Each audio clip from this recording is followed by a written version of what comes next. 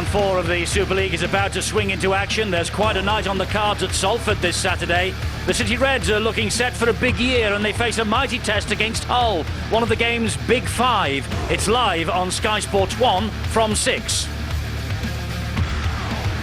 And to kick the weekend off, Warrington Wolves face St Helens, aiming to improve a disastrous record against the former champions from Knowsley Road.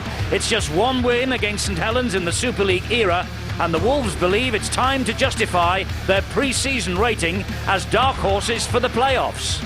It's week 4 of Super League 10. These are the rest of the fixtures, all to be played on Sunday. Free kick-off at 3, Bradford London at Odsal, Huddersfield Leeds at the Galfarm Stadium, and Widnes Wigan, a mighty day for the former Wigan contingent at Widnes, 3 o'clock at the Holton Stadium, and Wakefield Lee rounds up the weekend, 3:30 at the Atlantic Solutions Stadium. Now then, the table, and Leeds are on top with a 100% record so far. London is second, and they have been making the news today. More about that in a moment. Salford have joined the top 6. Warrington, notice, they are third from bottom. A win for them is vital here. And there is one fixture that we just told you about there that definitely does go ahead this weekend. It's the Bradford Bulls against the London Broncos. Now, it was in some considerable doubt earlier because London had hit big financial trouble. Well, all the Super League clubs were summoned to a meeting at Huddersfield today, and they were told the Broncos had debts of £3 million. There'll be a new company formed now. That new company was awarded membership of the Super League at today's meeting.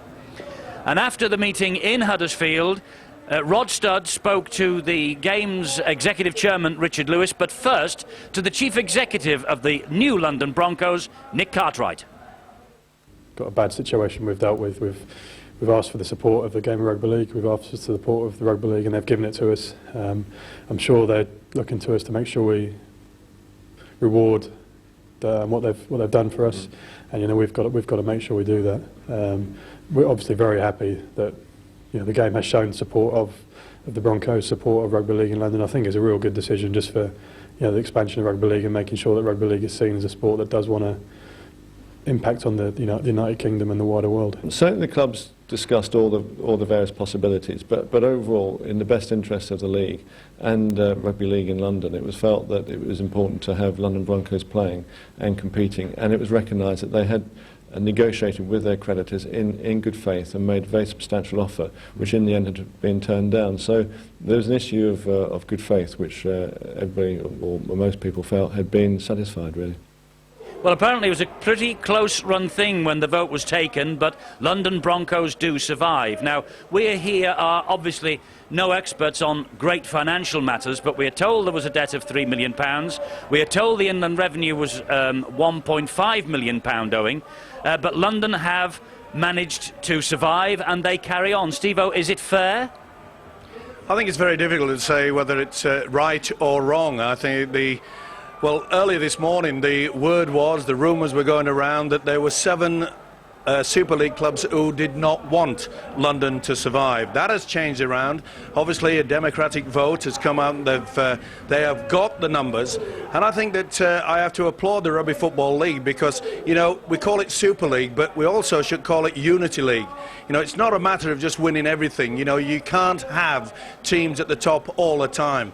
And it's quite ironic, isn't it, when you think that London are in the 2nd position in Super League at this point in time. And I think with the fact that we have a French club, Perpignan, coming in next season, it would not have done our game any good if we had a situation whereby we were kicking one club out and yet within 12 months embracing another from overseas. And I'm glad for the game of rugby league that it has worked out that way. Some people might say that London have got off easy because I think if you drew the analogy from soccer, I think I'm right in saying that Wrexham, when they went into I don't know whether it was a similar situation, but they certainly formed a new company, so I believe, they were deducted 10 points from their competition. Now, London have got no competition points deducted. They stay second in the table. And, of course, as you say, 2 clubs will go down this year.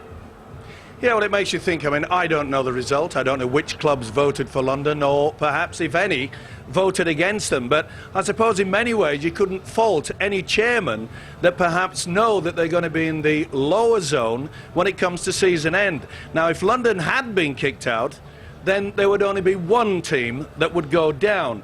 I've already said it's going to be Lee. Lee are struggling, but as I said, we have to be confident with our game of rugby league. We've got our financial affairs in order at the Rugby Football League. It's only just over 2 years ago that I think our established body was about $2.5 million in debt. Now, the Rugby Football League has put their house in order, and they are now, thankfully, going to back one of their members, and that is the London Broncos. Well, as Steve-O says, the clubs have voted for London to stay in, and maybe one or two of the supporters of the clubs at the other end of the table might think that is a strange decision. As you can probably see, we have Frank Endicott from the Widnes Vikings here. We're not going to ask you about that, Frank. We'll talk about Warrington and St Helens in a moment, but Phil Clark, I'll come to you. London survive. We don't know which clubs took the vote and how the split was. We understand it was a pretty close-run thing, but they are there, and it looks as though now they are there for the foreseeable future. Yes, and I'm glad from what I've seen from the first 3 rounds, we get to see them very shortly on Sky Sports. They're playing some great rugby league. In fact, a record club victory last week against the Wakefield Wildcats, and I like to see them play and see what they can do on Sky Sports. I just hope, though, that they've got themselves into financial difficulty. I hope that doesn't happen again. I hope they've learnt from the lessons, and you know, you'd have to ask the question, you know, if those problems arose before, what went wrong, and how will they prevent those from happening again? Well, it has happened in rugby league before. Clubs have folded 1 minute and have reformed the next, so it isn't anything new. But London Broncos, well, they survive, and let's wish them well for the season that lies ahead.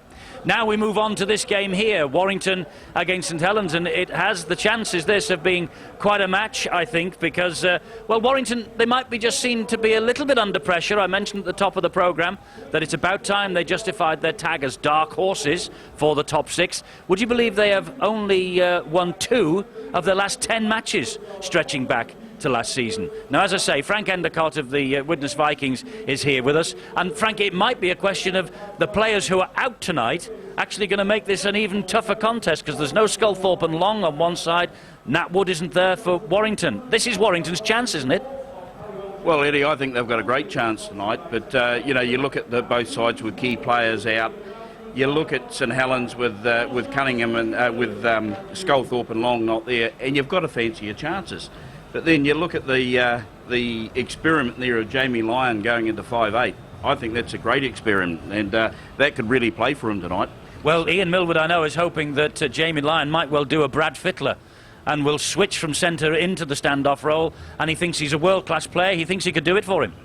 Well, he can. I mean, we played them a couple of weeks ago, and I can tell you they scored 2 tries off his kicks from the centre position. So if he can do that from the half position, then he's going to set up some tries tonight. He's a world-class player, no matter what position he's playing in.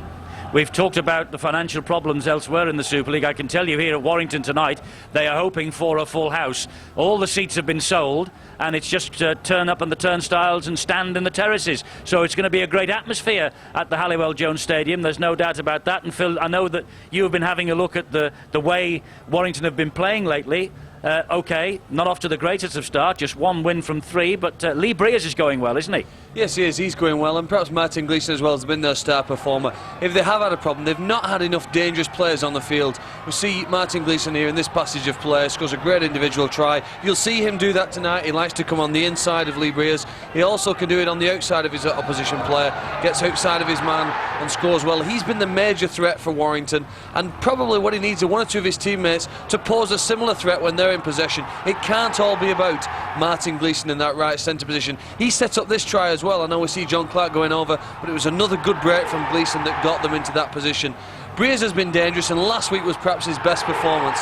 You know, his kicking accuracy was outstanding, and on one occasion they won 2 goal line dropouts on the back of his, and on another they set up this try into the corner through Farfili. And you know, his kicking on the day was probably the best in Super League. If he can kick like that, I think he needs his teammates to exert some pressure through the chase, and really that element of the kick chase from Warrington is a key performance indicator of how they'll go tonight. Well, it'll be a fascinating battle between Martin Gleeson on one side and Willie Talau of St Helens on the other, Steve-O. I mean, Martin Gleeson, they say, one of the best in the world, and Willie Talau, well, he's, as Frank would tell us, he's a rugged, raw-boned Kiwi. Yeah, they normally are, aren't they, the Kiwis? If you're only going to look at Frank to prove that. But yeah, you know, the one thing that I like about Ian Millward, he does give the media something to talk about, doesn't he? He's made it quite clear in the media all through this week that, yes, he was sorry to see Martin Gleeson leave his club. Full credit to Warrington, they've got him. He knows he's one of the best centres in the world. But as Ian Millward said, he hopes that Martin Gleeson has his dancing shoes on tonight, because he'll have to step around very, very quickly when this guy is buzzing around his ankles. And Willie Tallow, as we say, he's strong, he's robust, and his job tonight, not only just on defensive qualities, this guy has got good qualities going forward with ball in hand. And I think that could be the key tonight. Phil Clark, you've already mentioned the fact that Lee Briers is in fine form, but I wonder, Toa Koilov, he's the partner with Gleeson, we know his qualities, but yet he's played about 6 games in 2 years. Yeah, he has struggled with injury. I think the other element that Warrington really do need to improve on tonight, Steve-O, is their go forward. That's what teams like to call it. Basically, taking the ball away from your own line and advancing it downfield. On the back of that, Lee Briers can exert some pressure on his opponents with his kicking game, but they really need their players to take it forward. I think they're missing Mike Forshaw, Darren Burns, Jerome Guisset, Paul Wood's out injured, and the players playing here tonight, they've got to match it, because in the games I've seen against London and Hull, they weren't dominant enough in the middle of the field. OK, I mentioned that there's every chance of there being a full house here because St Helens have travelled in numbers to Warrington. It's not too big a journey for them. Let's go and check on the atmosphere outside. It's building up nicely towards kick-off time. Here's Bill.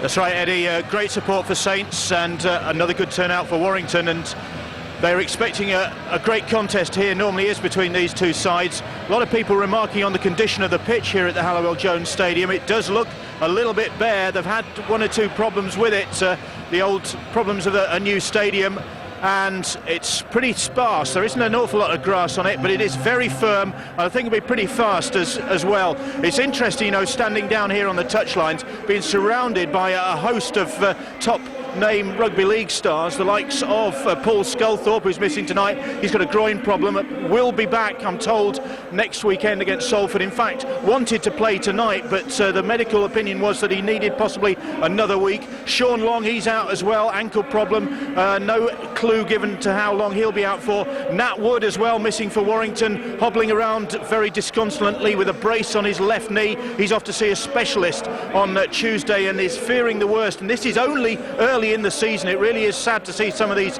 players in the background tonight for what is going to be a big game. Great crowd here tonight. Warrington fans showing great support for their side, even though they've had a poor start to the season. According to their coach, it's time for the team to start repaying that faith.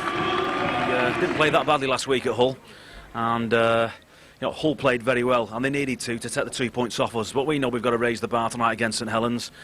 Whether they're full strength or not, whether we're full strength or not, is absolutely irrelevant. It's about those who are on the field, and we know Saints will come here and really put it to us, and we're ready to respond to that. And you can't play a defensive mindset against St Helens. You've got to be prepared to attack and exploit 1 or 2 weaknesses. I'm sure that's what they're going to try and do with us, and we've got to make sure we get there first. Ian, you never like to be without key performers, and to be without Paul Sculthorpe and Sean Long tonight, which for what could be a tricky game, couldn't it?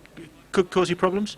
Well, you know, I think it's a great opportunity. Probably the back end of last year with Long and Sculthorpe out for long periods, we didn't handle the back end of the season. So it gives us a good chance to see how we've advanced, what we've learnt, and how forward we've come from that. So in a negative, I think it can turn into a really good positive and see where we're at.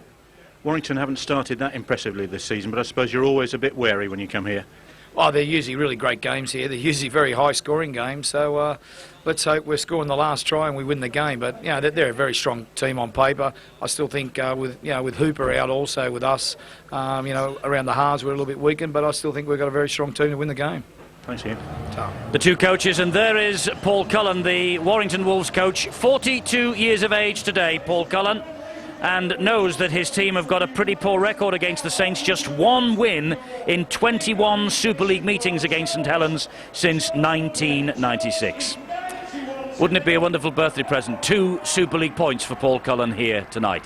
Now then, the longer you play this game, the greater the chance is of coming up against someone that you have played alongside, and there are 2 men on show here this evening Toa Koilov and Paul Anderson, who were great mates in their Bradford days. But can they be friends tonight?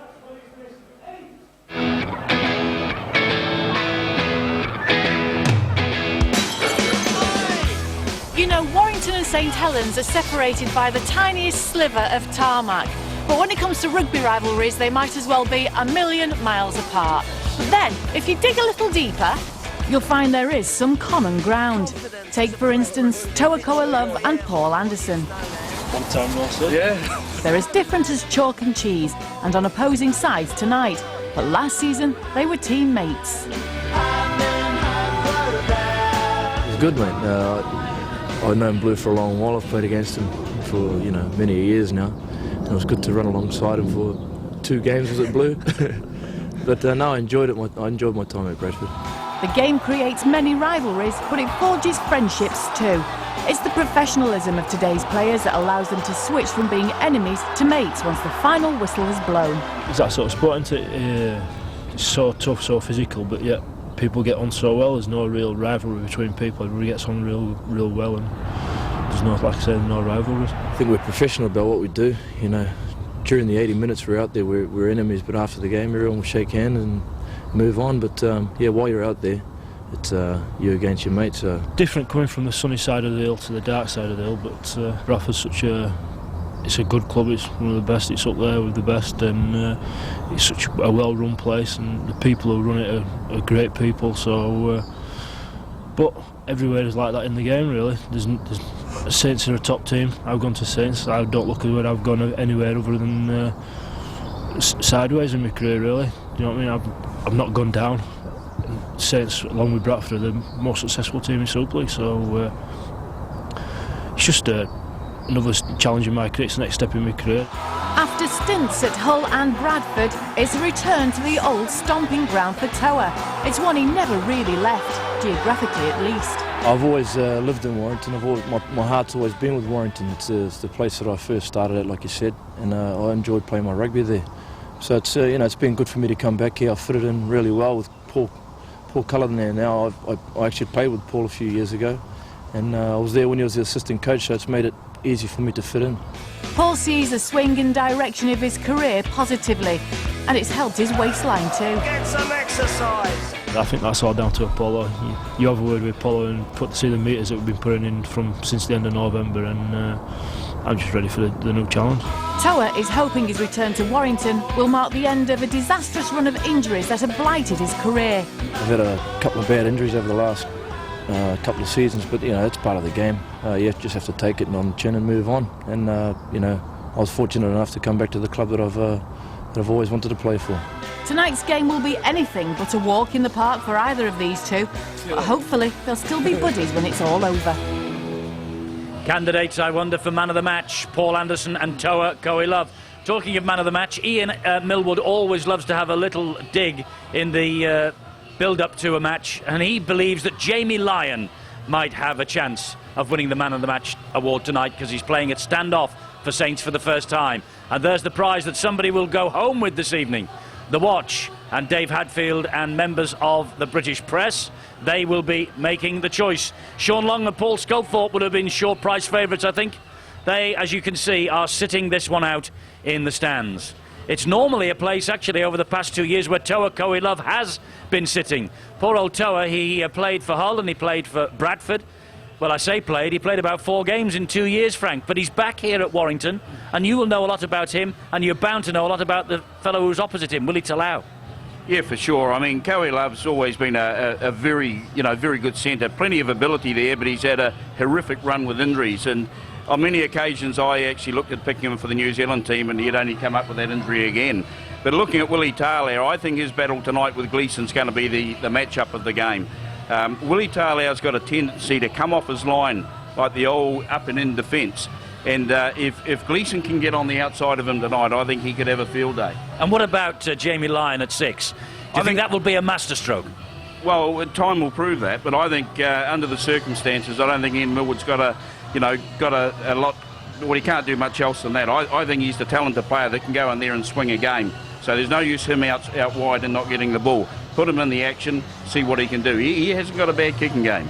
No, he hasn't, and it will take a A gutsy performance from Warrington tonight to get over the top of St Helens. Phil, what about this record that Warrington have got? That they just can't seem to beat the Saints in Super League, can they? Only once. No, but don't forget the last time they played here, they actually outscored them 5-4 but missed out on goal kicks. So they have been close. I think the stat doesn't tell the whole story. And I do worry, though, about Warrington here tonight, because the things I've seen from St Helens this year remind me of last season when they were just the best side in this country in the opening months of the game. There's almost a wave of momentum behind them. It's like the tide coming in at the seaside. They play the game with that speed around the play of the ball, and they really do look impressive, because they've got so many players from the left wing all the way across to the right wing who can trouble you and score tries. Well, you say that, but you take Jason Hooper, Sean Long and Paul Sculthorpe out of any side, and it's going to bother them. You're shaking your head, you don't agree? I am. I watched them play last week against Huddersfield, and even without Long and Sculthorpe, for the majority of the game when Paul Sculthorpe went off, they were still the most dangerous side. They come up with more errors than any other team in Super League because they're prepared to throw the ball around, but they can also come up with more tries on most occasions when they need them. And Paul Wellens was, he was just a great leader last week in the absence of the other guys we've mentioned. So Phil Clark, the sound of things, is tipping St Helens. Remember, he tipped Bradford last week against Wigan. He's got to get one right sometime, and he did. Was that his night, Steve-O? Or will he get this one right, do you think? Well, I must say that I selected Bradford, and I still have seen that tape a couple of times. I still don't know quite how Wigan lost that game, but that's rugby league for you, and as I say, it's going to be a fantastic season. We've spoken about so many great players, but, you know, when you've got players like Mickey Hyam that can come off the bench and then take the responsibility of taking the half-back shirt tonight, this guy, I think, is sensational, and he will play a very key part tonight, that is for sure. And also this young kid, Graham. Now, when Ian Millward will throw this guy into the fray, that could be a key factor also. You know, I've been impressed with this guy. He's not only big, but he's got plenty of speed, and he's certainly got plenty of ability. Nice step, and I think that he'll be, well, you could classify it as the secret weapon, but I think that Warrington, Paul Cullen and all the other players know his quality, but he's a hard man to stop. Very hard man to stop. We are seeing two of Super League's ever presence here tonight. There's also Bradford, London, Leeds and Wigan, who have never dropped out of the Super League, along with Warrington and St Helens. And this is the year that is going to have great pressure from 6 down to 12. We've already said that there are 2 teams to go this year, and at the moment Warrington are third bottom. If they finish third bottom, it would be regarded as a poor season for them, but if they could beat the Saints, well, all might be forgotten. The whole match live next.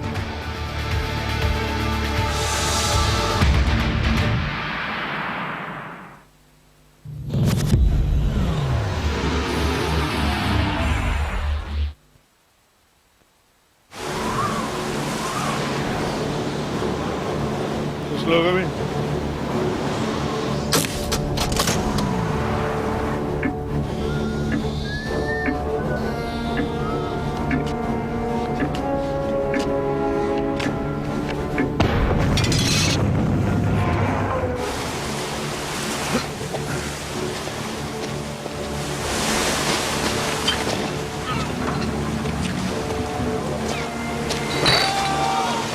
Brewed slightly stronger for a smoother taste. Carlsberg Export. So good, the Danes hate to see it leave. Good party last night. Nivea for Men Revitalizing Cream Q10 moisturizes and refreshes your skin to help you look better than you feel. I'm glad I don't have to go through that. Revitalizing Cream Q10. And to avoid tired-looking eyes, Revitalizing Eye Relief Q10. From Nivea for Men, advanced face care.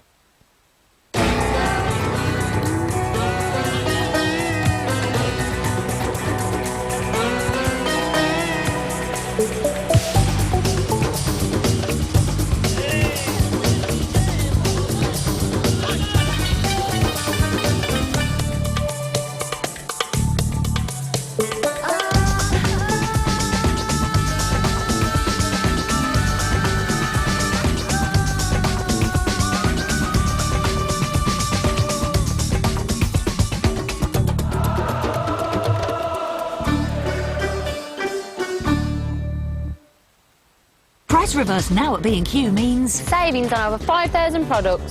This 6-panel interior door is now under £16. low prices every day.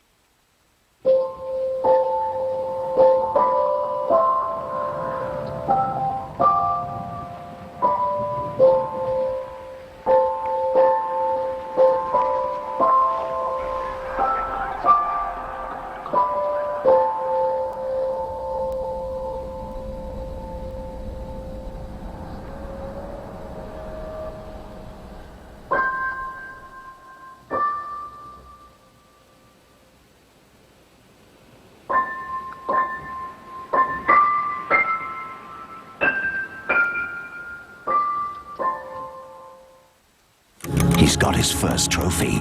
Now, can Jose go all the way in the Premiership? You better believe it. Simply magnificent. Next up, they face Norwich. Fantastic strike by Damian Francis. Tomorrow at 5 on Prem Plus. But first, kicking off at 12:30. Oh, brilliant. Aston Villa v Middlesbrough. You can order either of these games for £6. Call 08705 160 160 or see Channel 433. Prem Plus in association with Bet365.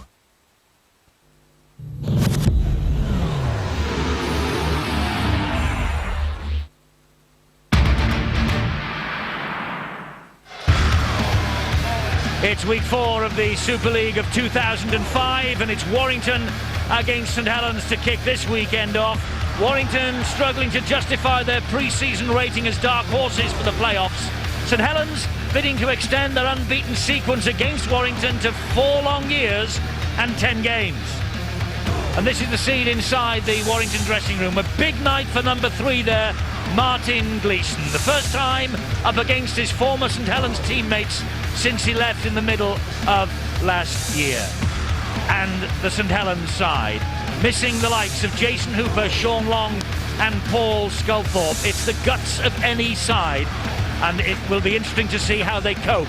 Warrington, they have Brent Gross at full-back, the Kiwi Henry Farfili on one wing, Martin Gleeson just inside him, Toa Koe-Love and Dean Gaskell completing the three-quarter line. Graham Appo has passed a late fitness test and plays, and Lee Breers captains the side. The forwards, Chris Leichvold, John Clark, another doubt until yesterday afternoon, Mark Hilton, Ben Westwood and Mike Wainwright in the second row, and Logan Swan is the loose forward. And the substitutes, Mark Gleeson, the younger brother of Martin, Danny Lima, Warren Stevens and young St Helens starlet 17-year-old Andy Braychek, brought in by Paul Cullen during this winter from Knowsley Road. And the coach, he's celebrating his 42nd birthday today. Now the Saints, and they have Paul Wellens at full-back. Then they go Adrian Gardner, Darren Albert moving into the centre, Willie Tallau and Ian Hardman comes in on the wing. Jamie Lyon moves to stand off. That'll be fascinating. He's alongside Mick Hyam. The forwards, Nick Fozzard, formerly with Warrington, of course. Kieran Cunningham captains the side in Paul Sculthorpe's absence. It's Paul Anderson, Lee Gilmore, Mike Bennett and John Wilkin completing the starting 13. And the substitutes here, Mark Edmondson, the youngsters James Graham and James Roby, and Mari Farsavalu, the former Samoan Rugby Union international. And the coach is Ian Millward. Well, a perfect night for free-flowing rugby league. The pitch is not in the greatest of shape. It's a little bare in places, but it's firm underfoot. And this St Helens outfit, they are a top-of-the-ground team. So it'll be very interesting to see how they will cope with all this. Certainly will, Eddie, and as Ian Millward already mentioned in the interview before the kick-off in regards that these two sides normally come up with a very high score indeed. So that must be a real treat for all these lovely fans and, of course, all the viewers back home. Going to be extremely interesting because Warrington, as you said, they have not got off to a flying start. Most people within the media and most rugby league fans have suggested that Warrington this season will do what Wakefield did last season. Well, we shall see as Warrington emerge from their dressing room. Just 5 home wins at their new ground here last year. They have been beaten at London and Hull this year, either side of a home win against Leigh. But it was scratchy, 26 points to 22. And stretching back to last year, they've lost 8 of the last 10 in the Super League. But they are amongst the most loyal supporters in the business here at Warrington. And in the Super League era, even taking into account what happened in the old First Division, Warrington's average attendance has built steadily year on year. And here's their catalyst, Lee Breers. He left St Helens for Warrington in 1997. Almost 1,500 points for Warrington now. 8 goals in the only Super League win against the Saints, 56-22 at Wilderspool in 2001. Ian Smith, the referee with the loudest voice in the business, is tonight's man in charge. And so we're just about ready to go. It's Warrington against St Helens, and 2 priceless points at stake. Ian Smith just checks the watches. The crowd build a noise on the terraces, and Wellens gets us underway here. Warrington in predominantly white and attacking from left to right as we watch. And the first drive of the evening from the prop forward, Chris Lightfall. That was John Clark at dummy half. He gets the ball in field and finds Logan Swan. Quick play the ball, Clark, Ben Westwood. Midway inside their own half, Warrington, and Clark with a good scamper from dummy half. He gets the ball away to Mark Hilton, breaks the first tackle, can't get away from the next two. Tremendous build-up by Warrington, very confident indeed, leading the way, the hooker John Clark. Here is Toa Love. Good defence though on that far side by St Helens again. And Graham Appo with a looping pass to Breers wasn't the best. The kick will find the ground and will skip towards Adi Gardner. Oh, and it will just run dead in goal. Good option, they'll be very happy with that, will the Wolves, and rightly so. That was very confident indeed. St Helens, one of the best defensive sides that you find in Super League. Ian Millwood knows that, and he also knows that this guy has a big job ahead of him, Mickey Hyam. He plays the ball to Lee Gilmore. The ball is then fed to the number 12, which is John Wilkin, and Willie Talau is the dummy half. He gets to halfway, but is met by a firm challenge from Logan Swan. Here is Hyam again, right on the halfway line, and Jamie Lyon with the kick. Up, high and over, but not beyond the last line of defence, Brent Gross. And Gross will run this ball back, but only as far as Anderson and Cunningham. Well, the coach Millwall would be not impressed with that kick from Jamie Lyon. We said before the match kicked off, he has good ability with boot to ball, but he's got to try to split the fullback and the wingmen. Not down the throat like we've just seen. This is Mark Hilton. He will get to his feet, play the ball to Clark. Lightfall will take it forward again, and he spills the ball and gets it away to Clark, and Clark gets Warrington over halfway. Paul Cullen, the birthday boy, watching on from up here on the TV gantry, and it's with Breers, and Breers drifts the kick behind the winger Gardner, and he will find touch deep in St Helens territory. Again, quite happy just to turn St Helens around, not give them the opportunity to get into the swing of things. It's been Warrington all the way through so far, and that was a solid kick into the corner. Well, I've no doubt Paul Cullen will have talked to his side about go forward, clearing their own line. It's where they've struggled in the opening 3 rounds, and on the first 2 occasions they've been asked to do that. They've done it admirably, and they've kicked well at the end of it. So, good positive start for the Wolves. It's going to be a scrum down here though, 10 metres from the St Helens line. It's fed by John Wilkin, who gets the ball then to Jamie Lyon, and Appo misses the first tackle, but Coelov gets to him and wrestles him to the floor. Darren Albert is the St Helens dummy half, and he'll drive it forward. Westwood there standing his ground, and Coelov again. Jamie Lyon the dummy half, and here's big Paul Anderson. Collision between Anderson and Lightfall. Lightfall wrestles him to the ground. Scampering run from Hyam, it's a good ball, and this is Mike Bennett. Warrington scrambling in defence, that's 4 tackles gone. Tremendous play by Mickey Hyam there, just through the dummy, went on the blind side, but solid defence from Warrington. And Fossard dropped on the halfway line. He'll play the ball to Hyam, back it goes to Wilkin, and left-footed Wilkin over the top, and it's a good sprint here, and Farfili will have to be careful. He has gifted a try to St Helens, and it's Willie Talau. It's an awful blunder.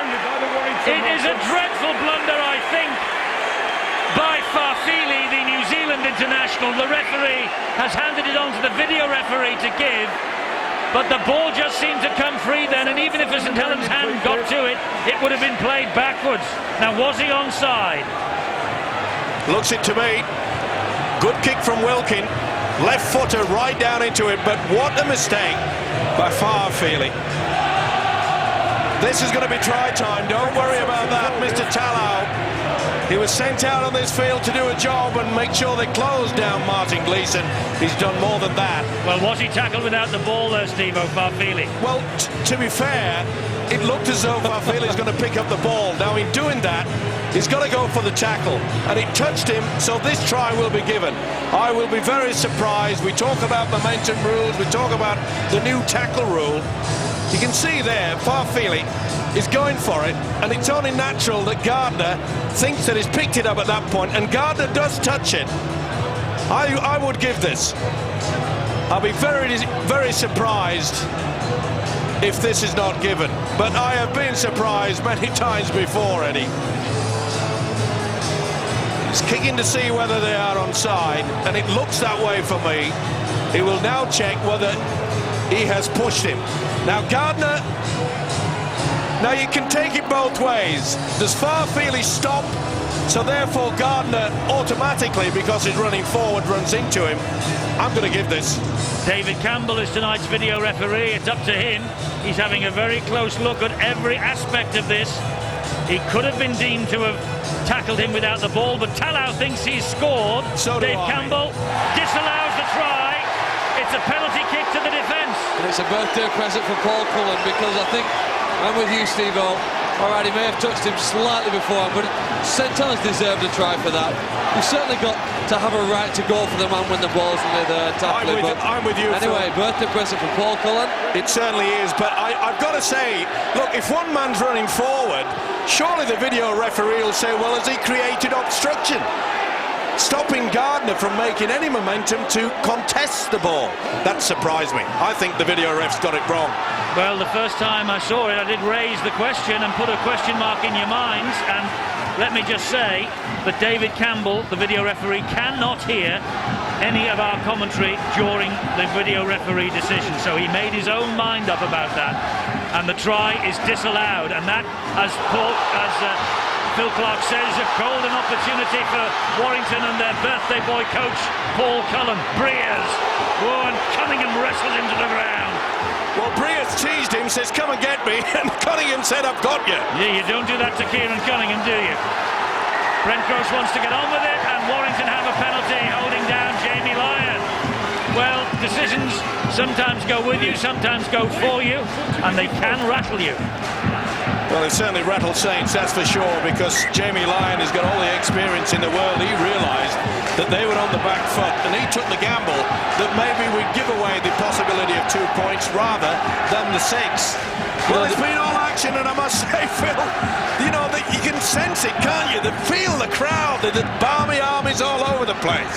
Well, when you're on a little bit of a downer, Warrington needs something to kickstart them. Maybe that little luck goes their way. Do you know this pressure now that St Helens were under to concede this penalty all came about because of a brilliant little pass from Lee Breers to Logan Swan, who then was able to offload in the tackle, Eddie. And since losing Mike Forshaw and one or two of the other guys we've mentioned from last season, Warrington's offloads have dropped dramatically.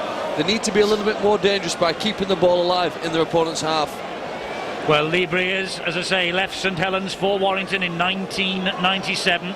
Almost 1,500 points for this club now. And this is a golden opportunity to give Warrington the most unlikely lead. And Paul Cullen's birthday gets better and better by the minute. Lee Breers makes it Warrington 2, St Helens 0. Well, he'll be hoping he's blowing out the candles with the victory that he knows that they need. As we mentioned, a lot of people expecting so much of the Warrington Wolves in this season. Right, let's go down to the press box. Dave Hatfield is the spokesman, of course, for the gentlemen of the press. Man of the match, Dave, who do you think? Well, so many potential stories out there tonight. Obviously a huge night for Martin Gleeson. His matchup with Willie Talau, that could be a key one. We thought Talau had taken first blood in that, but not to be. Gleeson's played very well since he's come here. Lee Breers has been good this season. It needs some others to lift the game to that same level, I think, tonight. Ian Millwood, not for the first time. He's done a few interesting things positionally. Not seen Jamie Lyon play standoff before, and he's had a bit of a patchy start there. And also Darren Albert, he plays his 100th game for the club in the centres. No Long, no Sculthorpe, so big ask for Kieran Cunningham in the leadership department, and also Mickey Hyam starting at scrum half. A big ask of him as well. And it's a knock-on given against Chris Lightfall, and Warrington are appealing that the ball was stolen. Well, it must have been the tactics given to them by Paul Cullen. That's the second occasion that the prop forward Lightfall has offloaded. He actually tried to offload it, did touch a St Helens hand, but it's deemed not to have been played at. Only a few moments ago, so we know the tactics now from Paul Cullen. He knows that he wants his forwards to embrace, make sure they're sucking the would-be tacklers, and then spin and offload. It's Paul Wellens who plays the ball. And here is Willie Talau. Great ball on the inside. He finds John Wilkin, loose forward in all 4 matches so far in the Super League. Here's Aidy Gardner. Interesting to see how Ian Millward, the Saints coach, is using John Wilkin running at Martin Gleeson tonight. This is Paul Anderson. He had to wait for that ball to reach him. Couldn't pick up the pace. That's why Hilton got in there quickly for the kill. It's a drive forward here.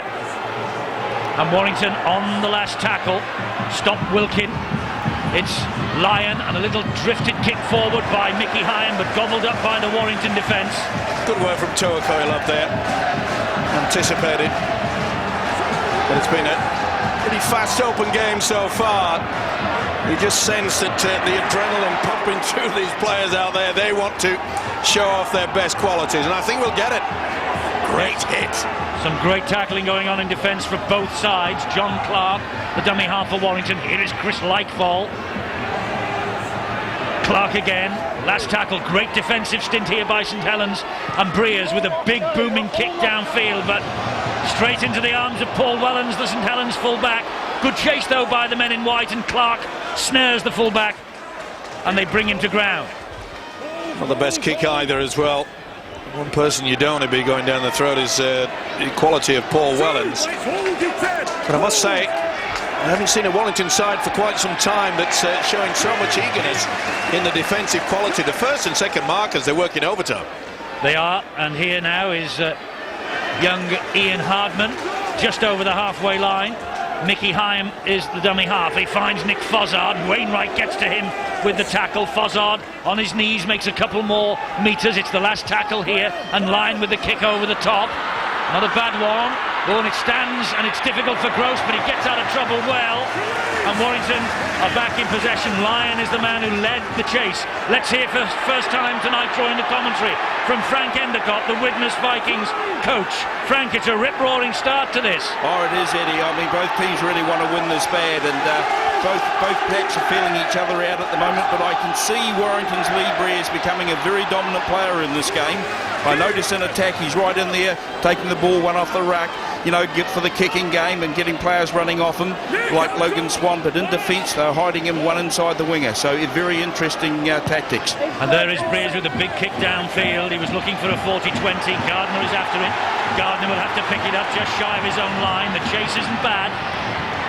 And It's Westwood, the first man there, and with Wainwright they push Gardner back just a couple more metres. Wellens, the current Great Britain international fullback. He played so well in that Tri-Nations that we hardly noticed that Chris Radlinski wasn't there. That's a great testament to Paul Wellens. And Paul Cullen barking the instructions down the walkie-talkie as Mickey Hyam goes on a run. Well, that's a worry, Eddie. When they do two or three back-to-back runs from dummy half, that's very often how St Helens start to hurt teams. This is Fozzard. He broke the first tackle of Wainwright. Westwood was there as reinforcements. It's the last one for Saints. They're on the halfway line. And an angle kick there from John Wilkin, but picked up by Dean Gaskell. Gaskell stands, gets the ball away well to Brent Gross, and Gross saw a hole and went for it. It's an enthusiastic start by Warrington, but Saints are matching them all the way in defence. They certainly are, and leading the way is John Wilkin. Oh, that's a great ball. It's a lovely run from Coelho, grounded in the end by the youngster Ian Hardman. And Breers had to stretch for that, and Breers has found a hole here, and he gets the ball away, and John Clark will carry it on, and this now is Westwood again, and St Helens have it all to do in defence. Clark is 20 metres away. Here is Breers. Breers just stabs the kick over, looking for Farfili. Farfili gets the ball away to Martin Gleeson, and Gleeson is hauled back on the last. So close, Warrington. Inventive play. Sensational rugby league football. Here's Breers again. This time he'll dab it to the in-goal area, and Mickey Hyam comes to the rescue. Only just as well on the second occasion. It bobbled around with his left hand. Well, Frank Endicott knew that the quality of Lee Breers would be instrumental in the success of Wolves, but good thinking there by Mickey Hyam. Came into the sweeping position, had to be. It was a tantalising little kick, wasn't it, there from Lee Breers? Now the test for Warrington is, do they have a player with that X-factor who can break this defensive line and get over for the first try? They're good, they move the ball around well, but they need somebody somehow just to get over that try line now. It's Clark who will find Mark Hilton. And Hilton makes good yards again before he's hauled down. Mickey Hyam and Jamie Lyon are getting through a lot of tackling in the defence. This is Graham Appo. Little dummy from Appo. Hauled down by Darren Albert. And Clark, they go down the short side with Wainwright, who then brings it back in. Does a pirouette before he's tackled by Albert once more. Clark again. Here is Westwood. Breers wants it, and Breers gets it. And Breers, well, he just delayed fatally, and Lee Gilmore came in for the tackle. Well, it's the last one. He'll be furious, Lee Breers, because there was no second phase of attack there. They were all flat to him. Oh, the ball is dropped, and I think they might have a try here. The referee hands it on to the video referee again. Henry Farfili. It looked like he'd come up with a huge blunder at the other end. But is there a knock on here? Or has Farfili touched it down? He's certainly onside. Well, it certainly looks that way from this angle. But we've got to go out a little bit wider. Has he interfered? I think he's taking the man. I think he's taking Wellens. Yeah, I think he's gone straight for Wellens, even though he's going for the football. It's hard for the video referee. No doubt about getting it down. Farfili. I think he's contesting the aerial challenge there, Steve-O. He's not going for the man at all. I'm not so sure, Eddie. He's got his leg up, isn't he? He's got his eyes on the football, though. He's not looking at the man. And generally, when that happens, they give it. Well, they normally do, but also the situation is that, you know, when Gardner was held back by Farfili, you know, we have the same sort of contact. One's in the air, one's down on the ground.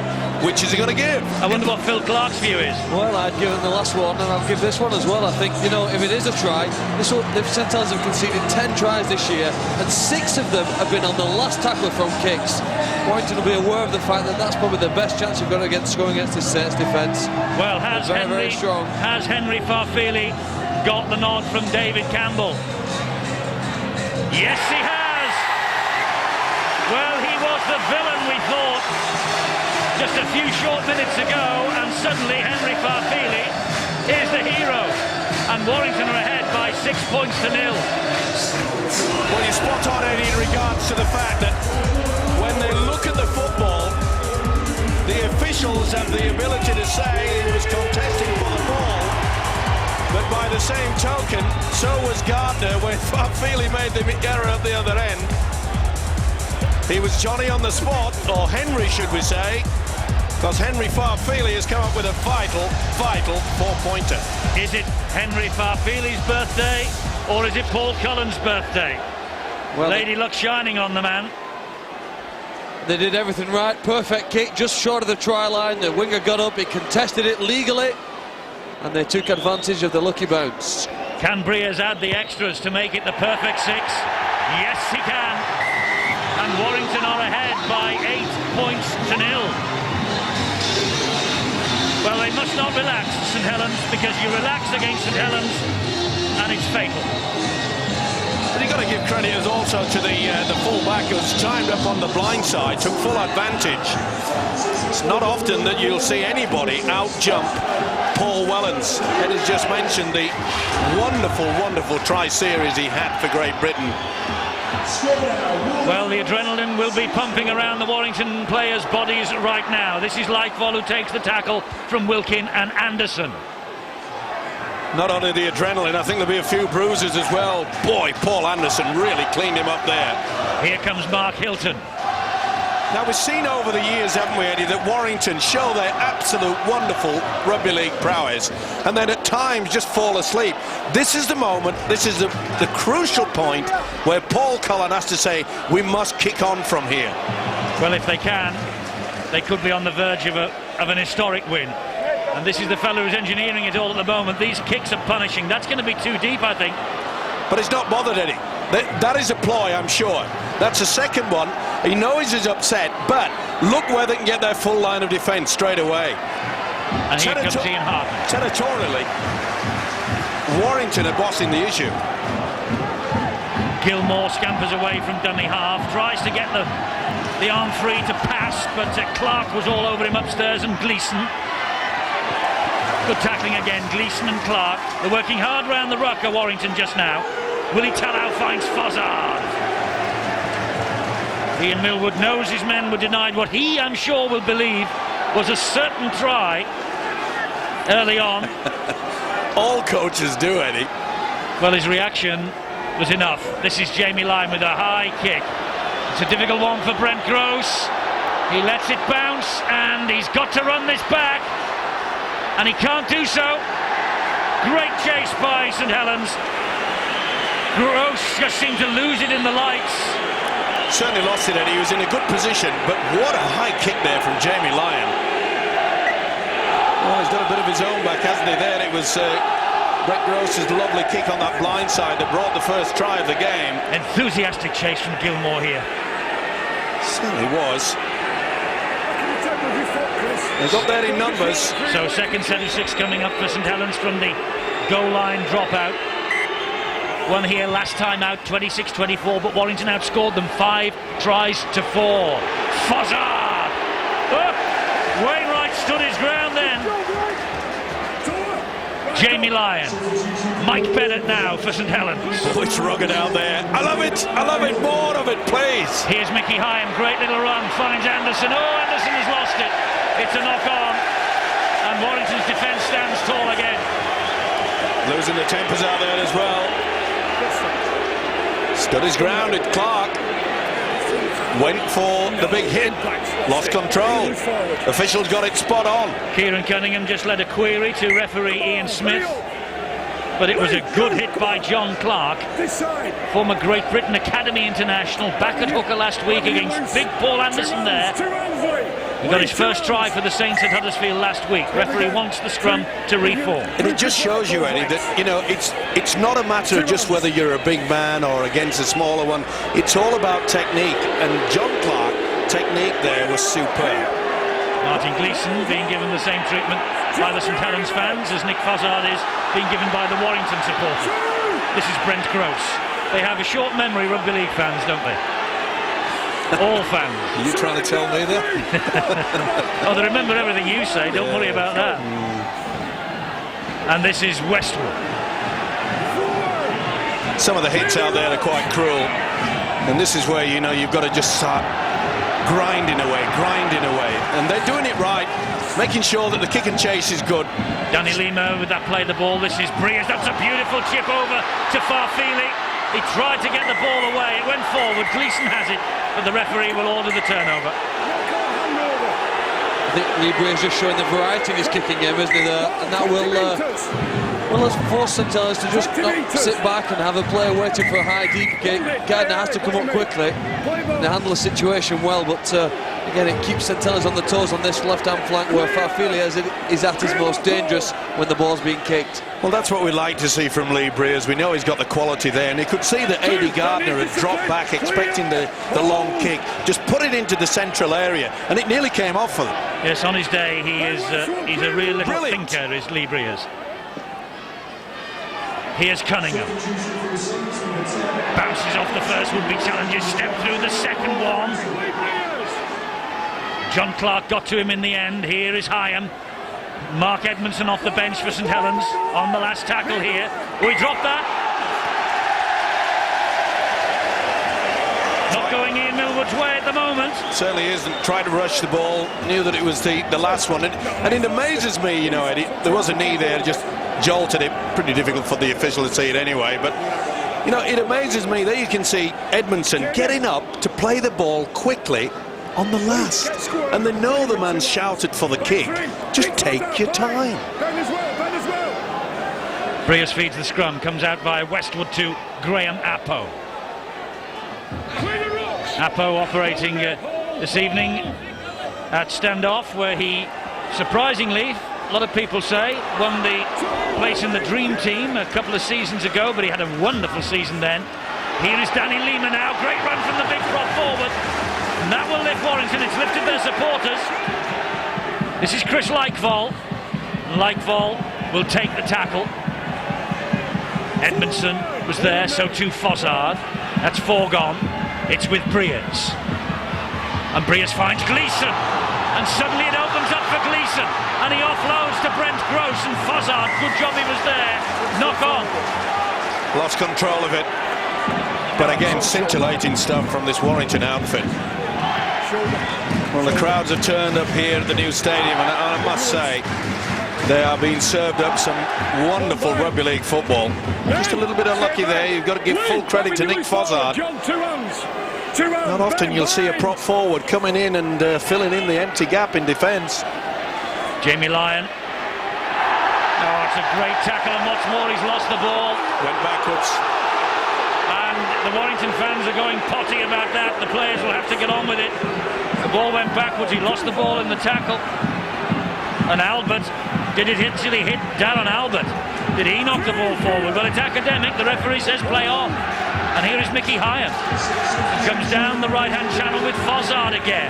Look at that defence there. You know, Fozzard only made 4 strides. Bang, they're into him.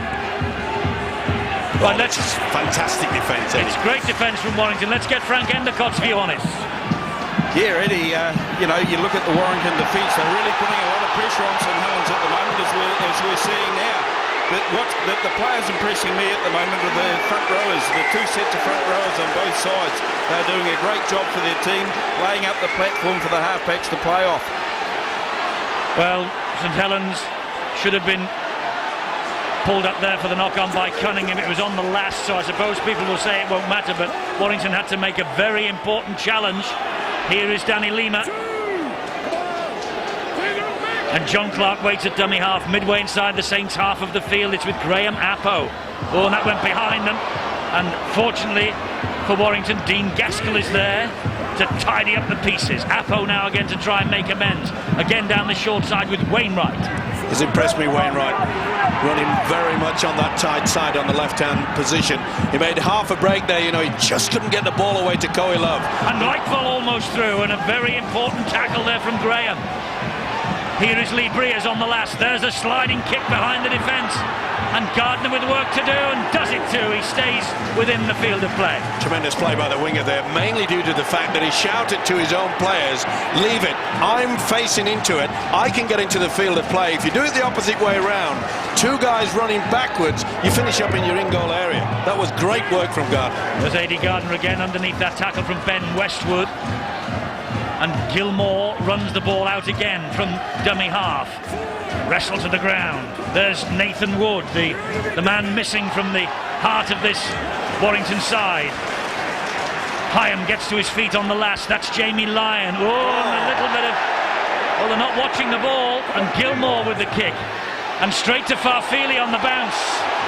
And the Kiwi will run it back for Warrington, but only as far as Wilkin and Cunningham. That just shows you that St Helens obviously missing the people to sort it all out there. Sculthorpe, Sean Long, they would have been in a position, Saints' mind, to be shouting to it, and that's the one thing that they're missing from this Saints outfit, is someone leading them.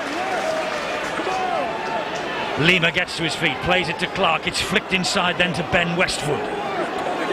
The defence from both sides, though, at times is cruel, it really is. And here now is Clark again. Warren Stevens has come in to join the fun.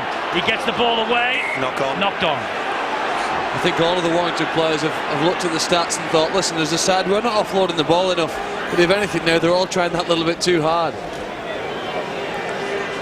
But it's nice to see, Phil, that a team, they've got an 8-point lead, they're becoming adventurous. You know, how many times, I mentioned to Eddie earlier, is how many times have we seen Warrington in the past? It looks as though they're in front of everything.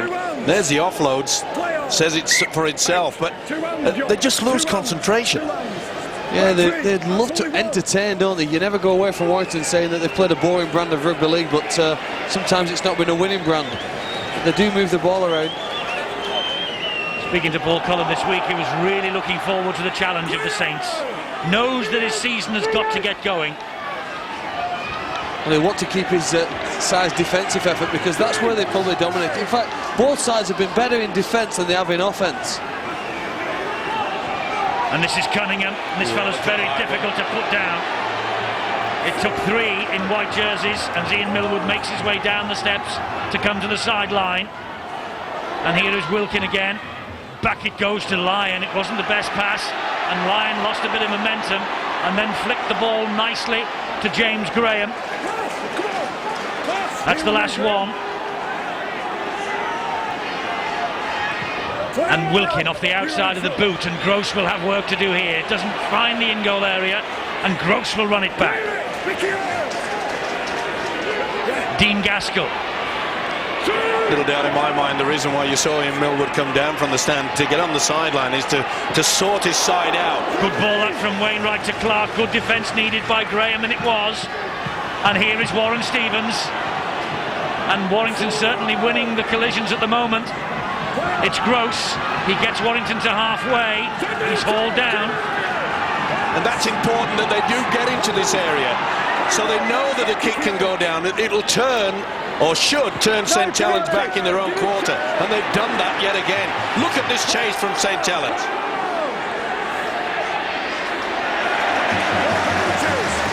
That's good work from Ian Hardman in defence, but a good chase nonetheless from Warrington. Let's go to the sideline, Bill.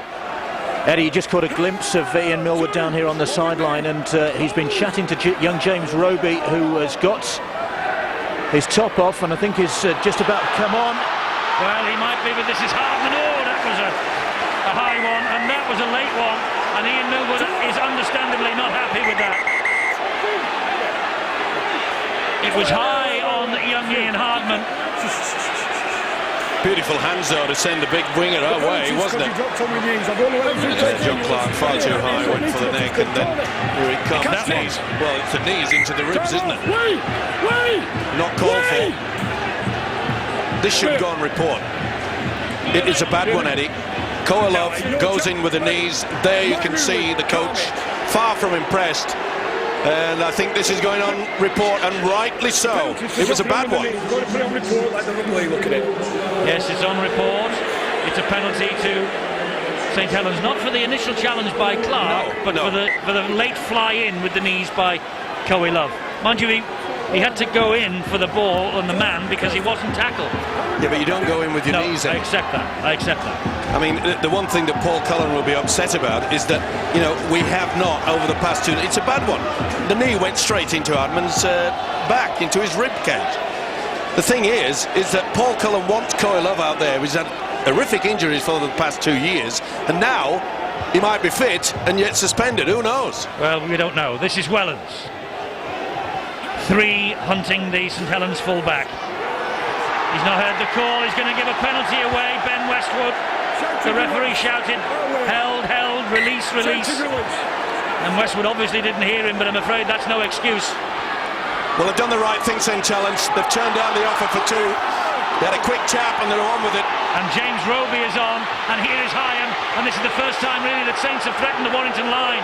He gets the ball away, and this is Roby again. The ball was touched in the air. Warrington supporters appealing for the knock-on. Not so. And Saints, 2 tackles gone. They're camped underneath the posts. It comes back to Wellens, and Wellens looked to give it to Cunningham, then took the tackle himself. There is Kieran Cunningham. It's his range, this. Cunningham gets the ball away, and it was an important tackle that was needed by Mike Wainwright. And it was Edmondson who was held up. The ball finds its way to Roby, and Roby tries to go around Koilov, offloads the ball to Hyam. Great defence.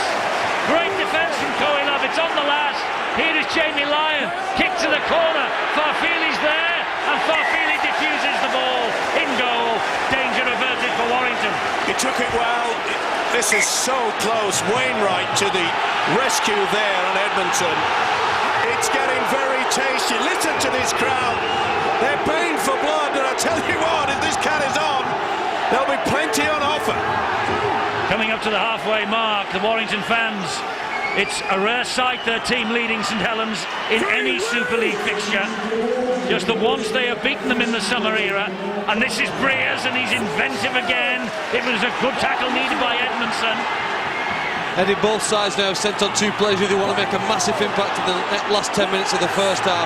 Roby for St Helens and Mark Gleeson for Warrington. Crossfield kick from Breers. Apo is after this. It bounces off the head. There's a chance here. He went the wrong way, did he? He did. Because he's given it to the St Helens man. He's passed it to Albert. He cannot believe it, Paul Cullen. It came off the head. It was play on. He tried to offload. There it is. Great header. And Gaskell just gave the ball away. Mark 3, Ben Westwood. Well, that could have been curtains. Here's Anderson again. I think a 14-0 lead. it would be too much, I would feel, for St Helens to get back into this game. Well, you never say never against St Helens. I know, but we thought that last week, Wigan-Bradford, and look what Bradford did to them. Well, they run out of steam, did Wigan, we know that. That's charged down. It's going to be play on, is it? Oh, no, it's a knock-on. Who's it against, though? Is it St Helens who've given the knock-on away? Yeah, he allowed the advantage, did the official Ian Smith, and rightly so. Head and feed to Warrington. Yeah, he's got it right. That's the charge down. Went backwards. Right, that's your ruling. It was the St Helens man. It was the youngster, James Graham. Former pupil of the Days Lane High School in Maghull, which is Liverpool and Everton territory. Stolen penalty. Well, he's claiming that it was 1-on-1. Well, he is claiming it was 1-on-1. He's given the scrum here.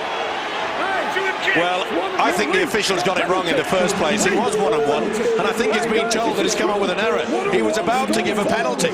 I think he was as well, but he said that Jamie Lyne stripped the ball 1-on-1 and knocked it forward. Yeah, that is the right thing, but he was going to give the penalty. He was raising the arm. And isn't that good to see that the touch judges are helping the officials? More the merrier. Warrington's head and feet on halfway. Westwood finds Appo, and Appo tries to put Brent Gross through the gap. Appo again. Now, Wainwright. Big hit by Cunningham. Graham Appo waits. 40 metres away from the St Helens line. Hilton will drive it forward. Great tackle. Darren Albert. Mark Gleeson now. Showed it a couple of times, but had to take the tackle from Edmondson. Quick play the ball. Breers running the show, and he finds Logan Swan. This is the last one. And Mark Gleeson. Mark Gleeson to Lee Breers, and Breers drifts the kick through again. Well picked up by Jamie Lyon. It was high. Yeah. Warren Stevens, and he has given away a very, very silly penalty. When you've got the opposition down virtually on their own try line, you don't come up with something like that. I know you're enthusiastic, you want to make a big hit, but it's a lack of concentration. It can just turn the game. Warrington with an 8-0 lead and just a little more than 6 minutes to go to half-time. Is 8 points enough against Saints? I don't think it will be 8 points at half-time. I see St Helens scoring here in the last 6 minutes of this first half. I just think they're getting on top with a bit of possession here now, especially possession in Warrington's half. You can see them coming up with the first try. Well, not like that. Cunningham losing the ball, the pass from Roby. Well, stand by, Warrington. Phil Clark has tipped St Helens for a score. Supporters watching at home, get the rattles ready. You got one right last week, Phil. You can't do two in a row, sure. It was a fluke, wasn't it? Appo. He finds Wainwright. Wainwright to Mark Gleeson through the gap. Gleeson one-on-one. What on earth have he done? He's played the ball infield and he's given it directly to Willie Tallau. But there's not a white man there near him. He's gone colourblind all of a sudden. He's got it back, and there isn't a white person within Cooey. What an amazing run. Well, incredible. Steve, of course, referring to the colour of the Warrington jerseys. On halfway, it's Roby who plays the ball to Hyam. Well, that was a golden opportunity for Warrington to add to their score. 5 minutes to half-time. Dangerous territory when Saints are behind on the scoreboard. Darren Albert, he skips away from one. He's through Coe Love. And it's a good job that young Dean Gaskell was there. This is Jamie Lyon. It's on the last for Saints. They're running it. They're running it. And he was so close, was young James Graham. But Warrington survived. Well, that's amazing. Mark Gleeson at one end, so close. And all of a sudden, it's Warrington who are under pressure. And Gleeson somehow, the young Gleeson, manages to stay the right side of the whitewash, as does Coe Love. Oh, and Anderson, well, he wasn't tackled, Coe Love. He's allowed to do that. Here is Farfili. Well, it's getting very tasty out there. I'm sure the referee, Ian Smith, will be happy it's half-time so that both sets of forwards can just calm down a bit. There's a lot of verbals going on out there. No between these two sets of players. St Helens have certainly lifted the intensity. They've asked the question to Warrington, can you live with this pace now? And Apo just flops his left foot at the ball and says, let's get out of here, and he gets it up as far as Gardner, and it's a good chase as well. And interesting there, Logan Swan, he had James Roby just dawdling back ahead of him and gave him a bit of push in the back. I know that is a contentious issue with some of the coaches, the way that the defending side move back when the kickers come from the opposition, and Roby was certainly in the way of Logan Swan then. 3.5 minutes to go to the break, and this is Anderson for Saints. They trail on the scoreboard. Can they get over for a try in this first half? Graham again, he finds Wellens. And Wellens, Warrington almost delayed fatally. It's the last one, midway inside the Warrington half of the field. It's Lyon, and there's Roby stabbing the kick through, and it stands lovely for Gross. And Gross will surely just hang on to the football here, take this first tackle. Well, obviously James Roby had a little bit of a word with the halfback Mickey Hyam there, because as soon as Roby kicked it, he didn't chase through. It was only Mickey Hyam there. It was just a little bit too strong. Mark Gleeson, Farfili. And he thought about the pass, stayed on his feet though, took the tackle. That's number 3. Safety first from Warrington now, that's all they need. Westwood. Just grind it out, good kick and chase once again. 30 metres from their own line, Hilton will take him forward another 10. That was across the shoulder, well spotted by the official. Last one, and Breers will hoist the kick downfield, trying to get it over the head of Paul Wellens, but Wellens pouches that. That's a good chase, but a great run out again from Ian Hardman, 19 years of age, back on the wing tonight. This is Adi Gardner. Oh, good work from Gardner, bouncing off 3 would-be tacklers, and now the referee has Warrington for another head high. Well, he's in enough trouble already, is Toa Koilov. Just look at Jamie Lyon there, wanting to go on with it. He knows he's coming up to half-time. He's taking a quick to touch, and he senses the chance here now of scoring just before half-time. Yes, it's a crucial phase of the match, this. For Warrington's defence, for St Helens' attack. Mickey Hyam waits, they're 20 metres away. This is the first tackle. And here is Lyon, and he's trying his hardest, and Koilov might have been penalised again then for the second shove. Here goes Mickey Hyam, gets the ball away. They must be in St Helens. They are from the youngster on that far side. And it's James Graham, the substitute, who's come up with the try. And right on the stroke of half-time, as they've done so often in their wonderful history, St Helens come up with a try. And a very good one indeed. But Paul Cullen, the Warrington coach, will be absolutely furious.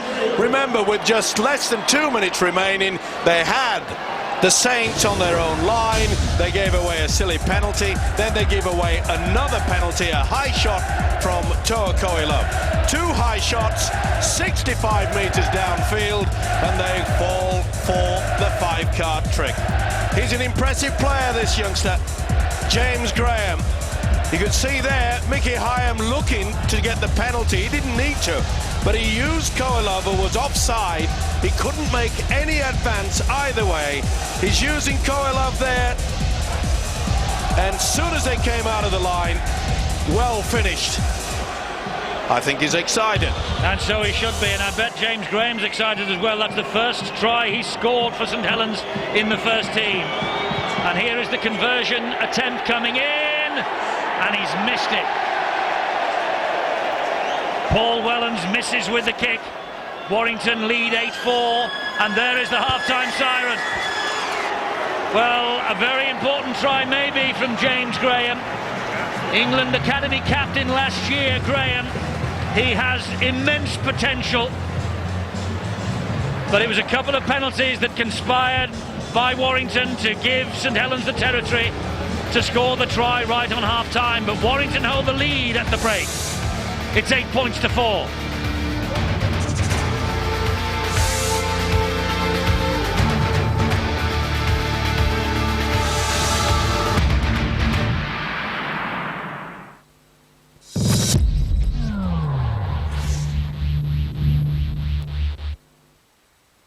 It's so cold.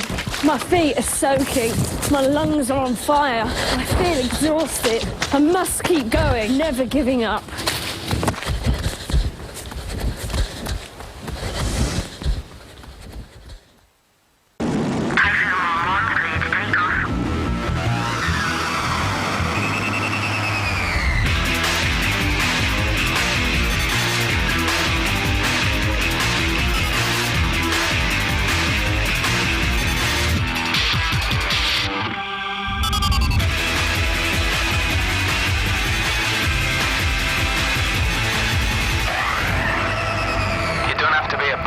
To fly in the RAF. My bank gave me a great mortgage deal 2 years ago. It started low. But it's now about to shoot up! And they think I can't move because it's too much hassle. My bank is having a laugh. What do I look like, a fool? There is another way. If your mortgage deal with Halifax, Abbey or Cheltenham and Gloucester is ending, talk to NatWest. We'll lower your new monthly repayments or give you £100. Yes. We'll also give you a decision in minutes. No wonder we've been voted Best Bank for Mortgages a record 11 times.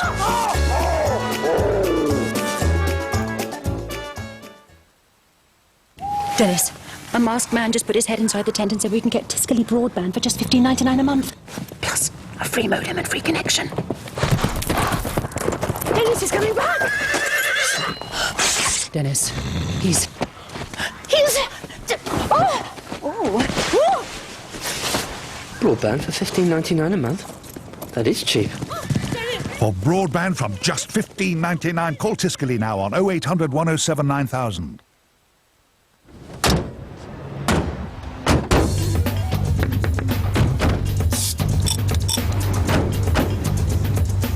Only one breakdown company can make this promise to its personal members. To fix your car by the road or get you another one on us. To make sure you're not left stranded, join the AA now from just £39. Call 0800 444 999 or buy online. Is your bank having a laugh? If your mortgage deal is ending, talk to NatWest and see if we could lower your new monthly repayments.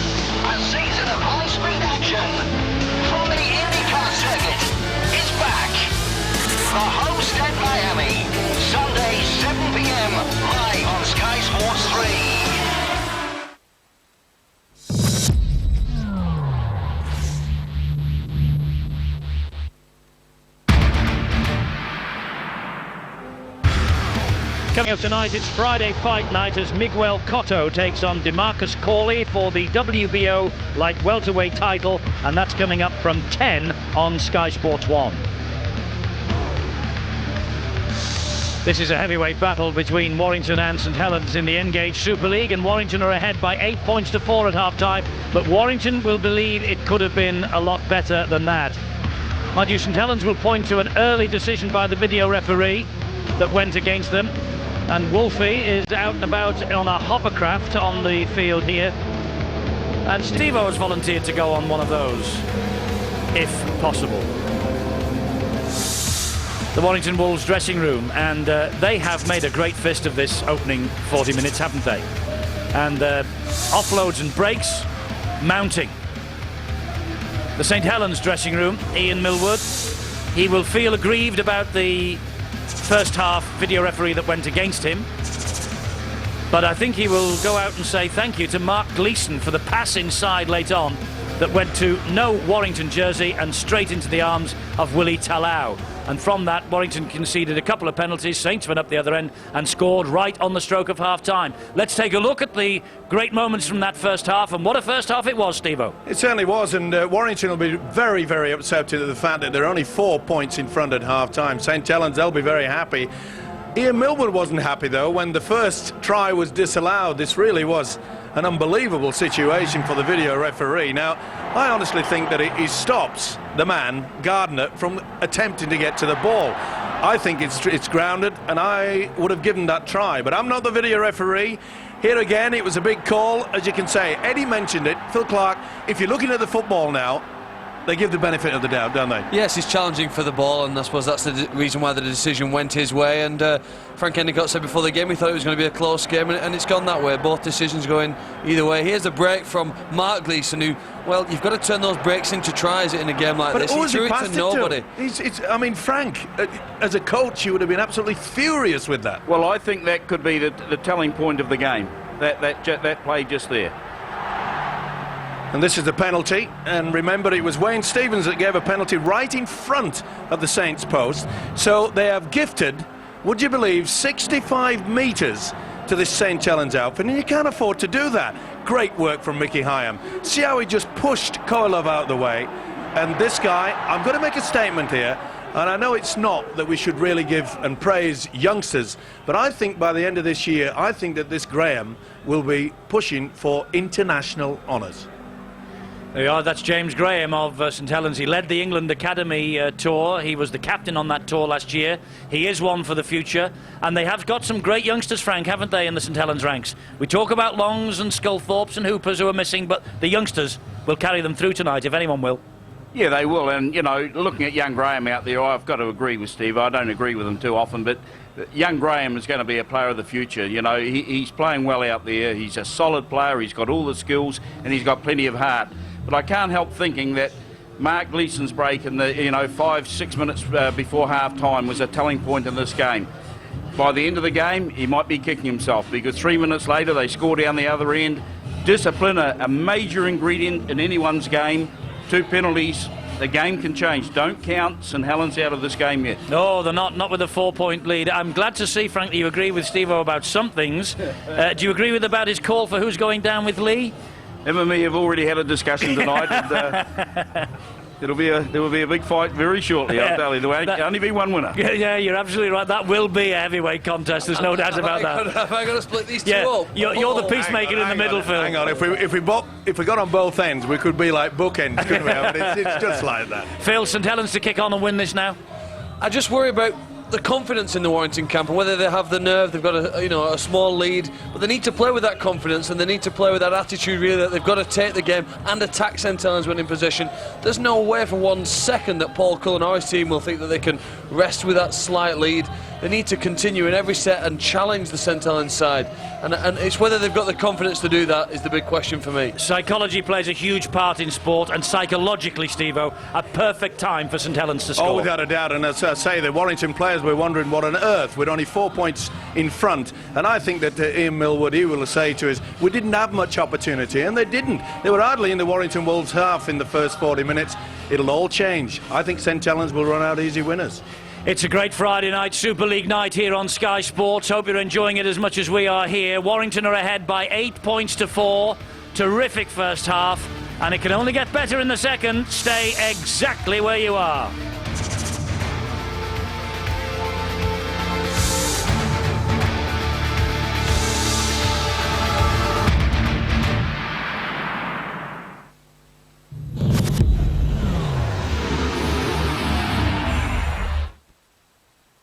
With exclusive reconstructions, one broadcaster will give you a unique insight into the Michael Jackson trial.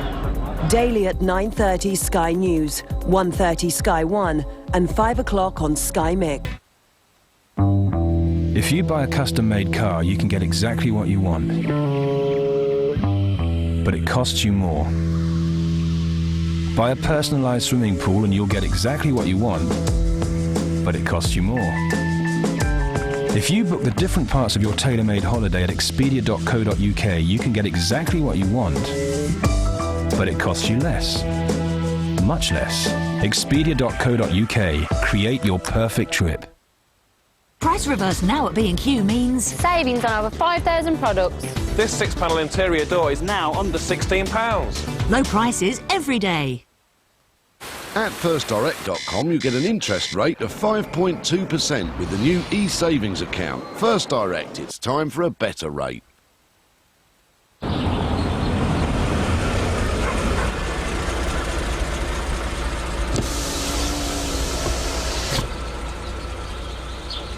Bev!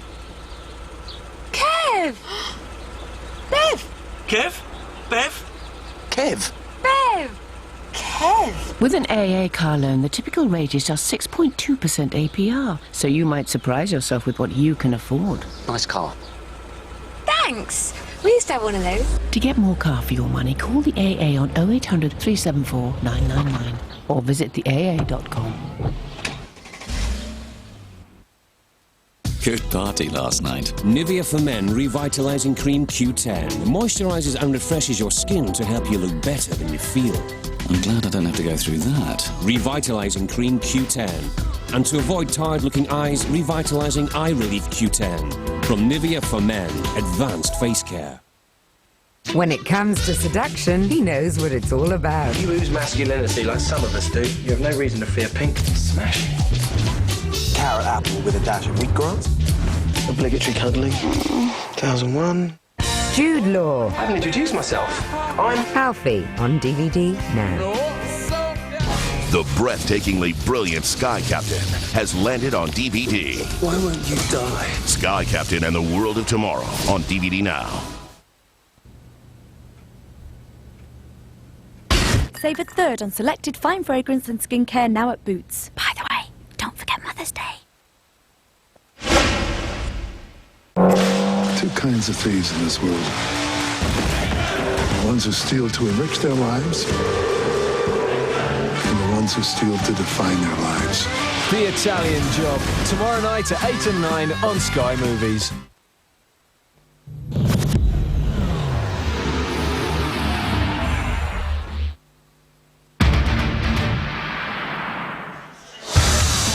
Quite a night on the cards in the fourth round of the Engage Super League this Saturday night at Salford.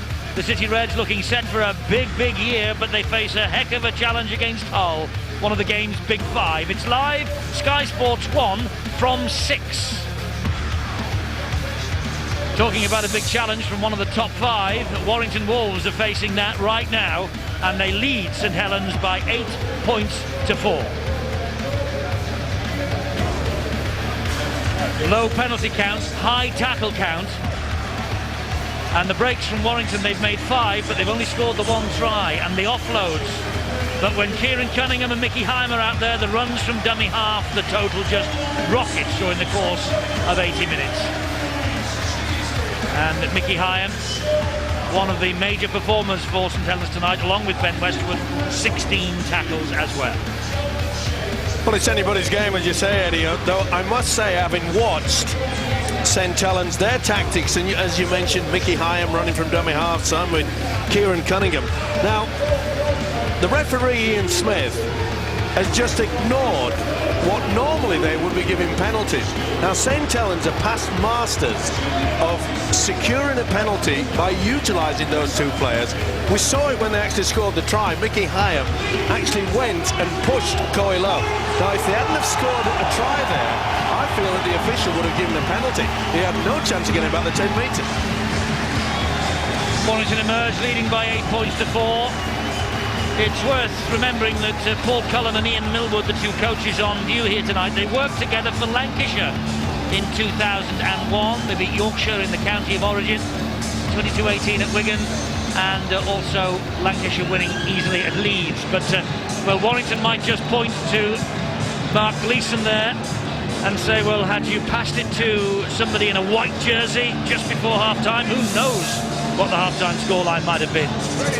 Well, it's amazing, really. You know, there are certain players, and I don't think that Mark Gleeson is one of them, that has a problem by passing the ball either left or right. There are a lot of players that can't do it both ways, a lot of players that can only do it one way. Maybe that was the reason. It's St Helens who have the first use of the football, and interesting to note that number 23 there in the tackle early, young 17-year-old Andy Braycheck, who was signed by Paul Cullen from St Helens this winter.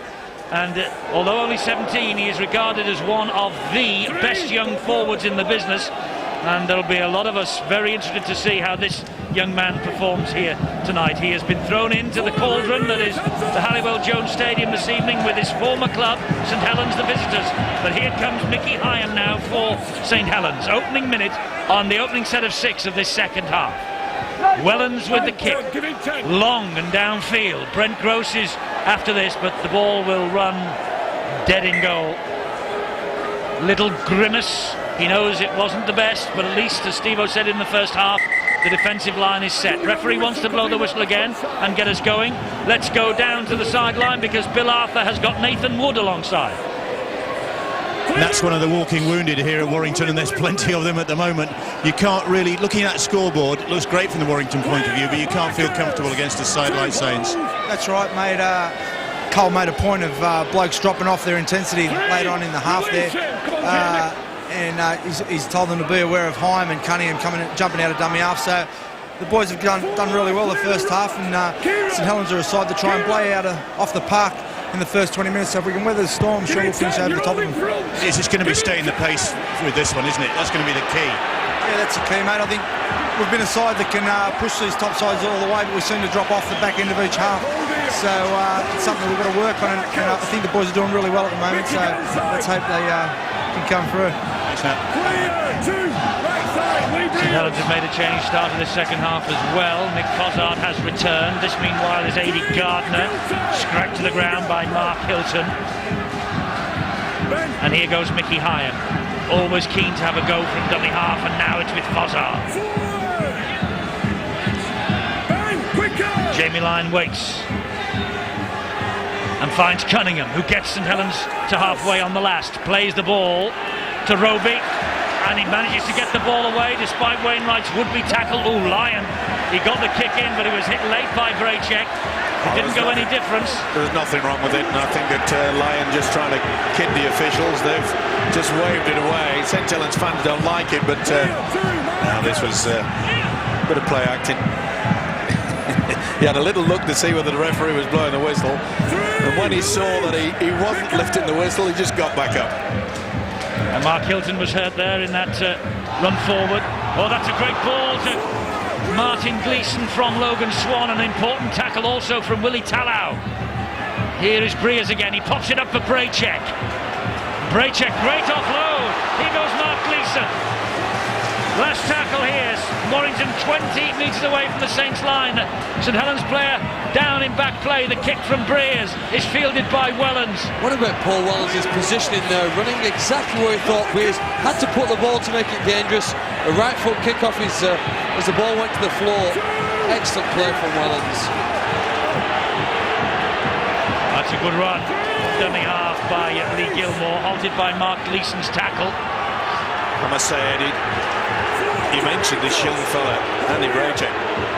The little offload there, that was quality. Here is the try scorer, James Graham, and he's lost the ball. Oh, it's stolen, says the referee. Well, I'm not so sure about that. Westwood and Appo were in there. Touch judge was pretty adamant that Appo gets a hand to it, but I don't, well, maybe he does. Hard to say. Is he just pulling? Yeah, he gets to the ball just at the end. He had his shirt to start with. Hey, Graham. Well, Mr. Smith got a call from somewhere, and it was proved to be the right one. Oh, that's a bad mistake. It was off the chest of Anderson. That's the trouble, you know, with the utilising forwards as a dummy runner. He just ran as though it was going to be a dummy run. And Mickey Hyam waved a finger at him and said, "Get out the way." Not only that, you've got to be alert to take the ball at any time. This is Dean Gaskell for Warrington. If you run as though you're not going to get the ball, you're not going to convince the opposition's defence that you're not anything other than a dummy runner. Braycheck takes the tackle. Midway inside the Saints half of the field. They've made 6 handling errors to Warrington's 5. And here is Breers. And there was nowhere then for Martin Gleeson to go. Great work from Gilmore there, wasn't it? Straight into Gilmore's tackle. Breers again. Oh, and they shot out of the line, but too quick. It's a penalty to Warrington. Cunningham went to smother the kick. And Paul Cullen, I wonder whether he'll suggest that his captain goes for 2 points. I'd go into the corner. Lee Breers. Going to 2. There he was the man who got the penalty, and he is going for the 2. He's indicated. Well, Cunningham came out on the blind side pretty quick. I know he's got plenty of pace. I'm not so sure that I'd be going for these 2 points. I would be just keeping St Helens on the back foot. You know, they've made good progress. It's been clever play by Warrington. But he's the gaffer, he's the man. Put up the 2 fingers. That's what they are attempting. Well, Paul Cullen knows that it would be a converted try that would bring St Helens level if this goes over. He's got a fairly difficult angle though, Lee Breers. Well, even if he misses it, Eddie, he knows that he's got the power to make sure it'll go dead in goal. So they'll get the dropout even if he misses it.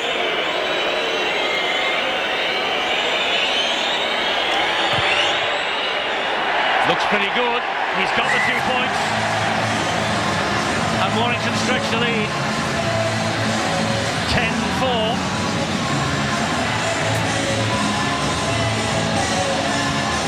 Their long-suffering supporters, they believe that this is going to be their year to do something big in the Super League. And if they win tonight, that belief will grow. Yeah.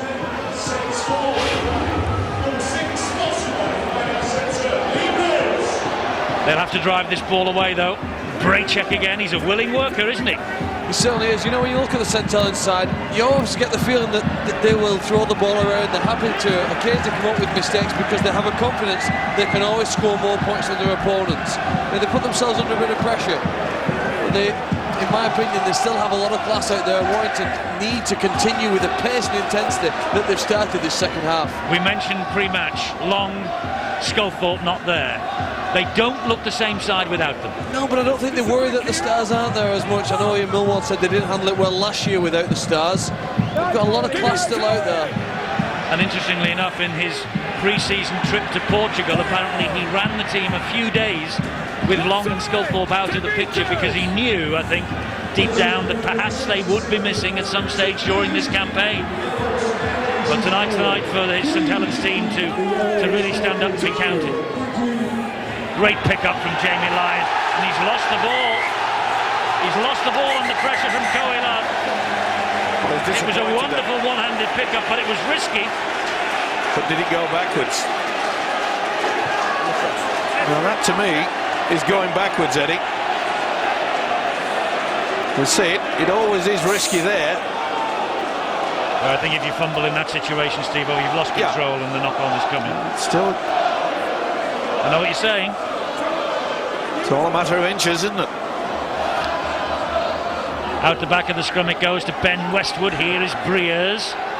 He looks for Brent Gross and finds him. Well, the man most likely, I feel, is he showed some neat touches. Okay, he didn't offload when he should have, but Mark Gleeson is a man out there that I'm sure that Warrington will be looking for to make that break. Hilton trying to barrage his way down the middle, or barge his way down the middle. Here is Mark Gleeson. Scampering little run. It's a great ball as well, Breers. And he offloads, and it could not be taken in. It's a knock-on. And it was Westwood, I thought it was. Just lost it at the vital moment. Great work from Mark Gleeson. Set it all off. Nothing wrong with the pass. Just couldn't put it in. That was Warrington's trouble last year. They got to the try line, they couldn't finish him off.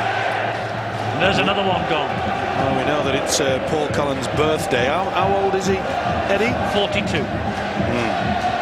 Looks about 62 with the expression on his face there. Well, he's joining us at Salford tomorrow night. I'll pass that information on to him, although he'll probably watch the tape between now and then and he'll know. You think he's nearly a pensioner? Well, it's pretty difficult. He'll have makeup on tomorrow. This is Paul Wellens. He doesn't look that old, Phil, does he? Paul? I don't think he does. Steve must know something we don't. Well, he knows what a tough job coaching is. Here is Fozzard. Oh, big hit by Logan Swan. But Fozzard still manages to get the ball away to John Wilkin. And Mickey Himes behind him playing the ball. Here now is Anderson. And Mike Wainwright, he's Warrington's current player of the year, and he's putting himself about tonight with these big St Helens forwards. It's obvious since at half-time how enthusiastic St Helens are and how keen they are to continue going down that ruck area. They're keeping the ball tight around there. They shifted here on the last and kick through Lyon. Oh, the tap's out on the fall from Jamie Lyon. Well, is it a gamble by Ian Millwood that is backfiring, playing one of the best centres in the world at standoff? I don't think so. He's kicked the ball pretty well until that one, Eddie. You've been hard on him at that stage. I only posed the question. Well, I think you're wrong. That's the first bad kick we've seen from Jamie Lyon. Some of his others have been world class. But has he been as effective at 6 as he is in the centres? Well, I've made you think. Well, we've got half an hour. Yeah, we'll see. He'll probably be the match winner now. Or is Mark Gleeson going to be the match winner? Not on that occasion. Wellens holding him down a touch. Here is Appo. And there's a little kick over the top for Brent Gross to chase. And they trap the youngster Ian Hartman in goal. They're going to get another set of 6, Warrington. Superb kick over there by Graham Appo, but wonderful work from the youngster Ian Hartman. You know, a lot of youngsters will be thinking as soon as that ball was coming to him that, you know, I'll get the ball and I've got to get back into the field of play. He knew they were chasing him. He just made sure he got the football. But again, this man creating all sorts of problems for St Helens. Mark Gleeson, he's the man of the moment. Well, St Helens put in a real gutsy effort at Leeds. You may remember a fortnight ago they lost 30 points to 18. Their 8th defeat in their last 10 away games. They're not travelling too well at the moment, St Helens. Last year's away record was their worst in the Super League era, and they're being given a real test here by Warrington with Graham Appo. 3 tackles gone. Here goes Wainwright. He finds Ben Westwood. Important tackle by Darren Albert. Quick play of the ball. Coe Lard. Appo again. And Appo gives it some width and finds Breers. And Breers will hoist the kick out wide. Looking for Henry Farfili again. Well claimed by Aidy Gardner, though. What a jump by the winger. That was a very teasing kick from the standoff Lee Breers. It was superb. He had plenty of men going to him. Talk about keeping your nerve, it's mine. Look at that, Eddie. Back-to-back runs from dummy half. They win a penalty because Warrington can't reload. They can't get the markers set in the correct position. And as the game goes on, Steve, over the next 30 minutes, that's the area that worries me if I was a Warrington fan. But that, I made the point just after the restart too, Eddie, that same thing that St Helens and the coach Ian Millwood work hard, quick play the ball, try to get that penalty. It's the easiest way to go downfield, isn't it? Most direct, it's the most effective, most often for St Helens. Anderson plays the ball to Hyam. He finds Nick Fozzard, who goes straight over the top of one would-be tackler, Andy Braychek.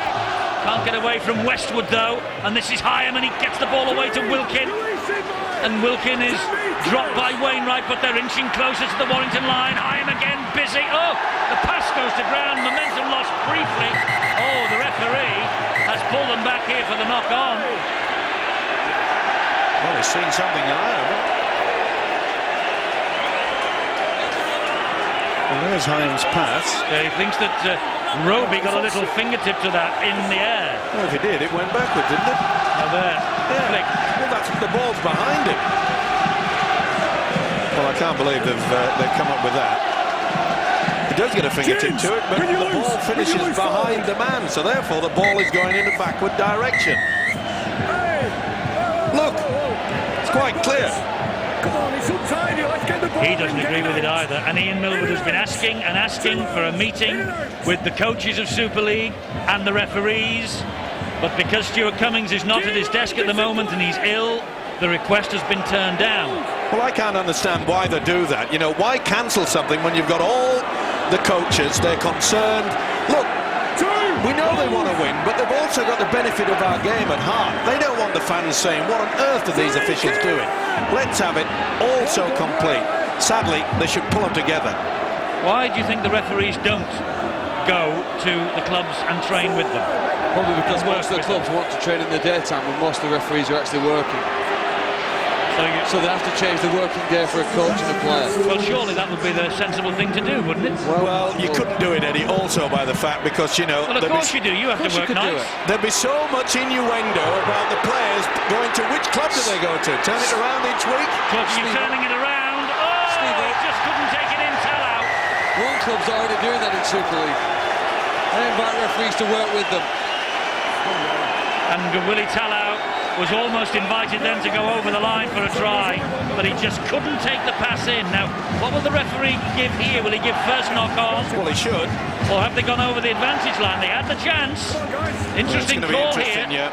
Sully's late. No, come with it. Back down with 5. Oh, it looks as though he's saying that he's given them the advantage. Not injured in back play there. Coe Lover. No, it isn't. It's Logan Swan. Right nationality, wrong number. Get on with it. Doesn't look well either. And it is Graham Mappa who has the ball, so St Helens got the advantage. It doesn't matter, he's back to 5. Well, Lee Breers is going bananas because the water carrier is still on the side and he wants to make a substitution. I think Lee Breers wanted to be allowed to get the substitute on. Well, I think they can do that at any stage, can't they? And they have a penalty here, Warrington now. Logan Swan limps his way out of the action. Willie Tallow has been involved in everything in the last couple of minutes, including that little drag at the ankle of Martin Gleeson. It's just silly play, isn't it? He's done a fine job, though. He's kept Martin Gleeson quiet. There's not many people in the world can do that. He's not happy either. Mark Gleeson. Clear! A real collision of bodies there. Plays above his weight, doesn't he, Mark Gleeson? Just look at the size of the man he ran at then, Anderson. Must be almost double his size. And that's Danny Lima. I said it before, Phil. He is the man to me that can just make sure that Warrington win this game, Mark Gleeson. His pass finds Appo, who finds Coe Love, who gets away from Cunningham, can't get away from Hyan and Fozzard. Gleeson again. John Clark just on for the injured Logan Swan. Nick! Discipline! There's Gleeson again to Lee Breers. Breers thought about passing inside, saw Cunningham was coming, ducked, took the tackle. Mark Gleeson. Appo, who stabs the kick between the defenders. And Aidy Gardner taking no chances. He knew Fat Feely was breathing down his neck. Drop out under the sticks. Wonderful rugby league football, you know. Appo, a teasing kick. The winger knew that he had his opposite number with him. Let's get out of here. Did the right thing. Aidy Gardner seems to be around a long, long time. Only 21 years of age. England A international. He's had a fine game tonight. Here's Braychek. They've put him under a lot of pressure as well, and it's come up good. Third goal line dropout that Warrington have forced. This is Danny Lima. Mark Gleeson waits. Finds Ben Westwood. Someone else who seems to have been around for years, Ben Westwood. But he's just 22. Mark Gleeson, good on his feet. Good tackle required by Lee Gilmore. Breers stabs the ball again to the in-goal area. Ball comes free. It's with Warrington. They're in, I think. I think John Clark has scored. It's another decision for David Campbell, the video referee. He wants to see how this ball comes out. But if John Clark gets the benefit of the doubt here, Warrington could be on the way to something big. Well, it's a first knock-on to start with from Paul Wellens. He doesn't ground it. But Clark does. But was there a knock-on by St Helens as well? We'll have to wait and see. Did he touch it? I don't think he did. I think Mr. Clark will be awarded this. I think it was before that, Steve-O. Certainly he won. Watch this now. There's the kick. There's the first knock-on. Yeah, from Wellens. Is that the second there? That's off Gleeson, isn't it? Well, if that's the case, it'd be no try, head and feed to Warrington. First knock-on, Wellens. Second knock-on from Gleeson. It has to be, doesn't it? Otherwise, no other way the ball could go forward, Eddie. Yeah, no try, and it'll be head and feed Well, because Paul Wellens was deemed to... Well, that's what he's looking at now. Well, that's your view. Yeah, well, Wellens knocked it first, then Gleeson... Did he knock it with his hands, though, or did it come off Wellens' chest? No, Gleeson makes... No, he touches it first. Then Gleeson pushes through. Wellens loses control before what they're looking at. Mr. Clark. No try here, Eddie. Not got a clue why, but I don't think it'll be given. Join the club. I love honesty. I really, really do enjoy honesty. Well, it's first knock on, isn't it?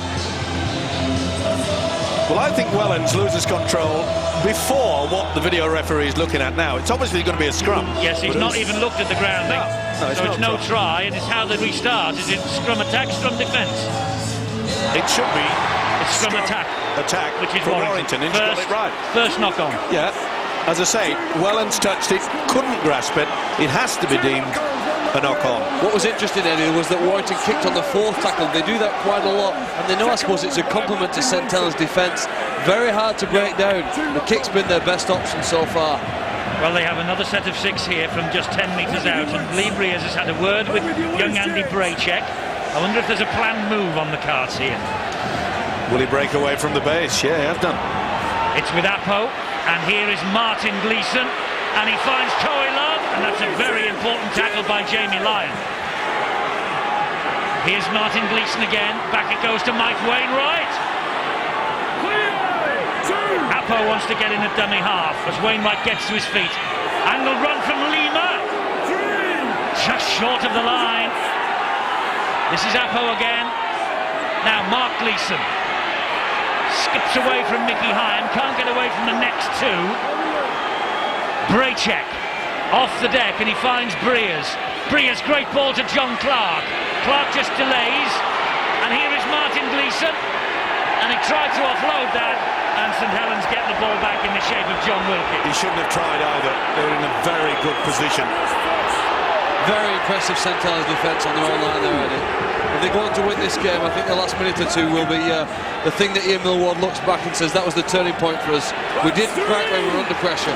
And I must say, leading the way was Jamie Lyon. He came up with 3 consecutive tackles. Well, that was high from Lima on Roby.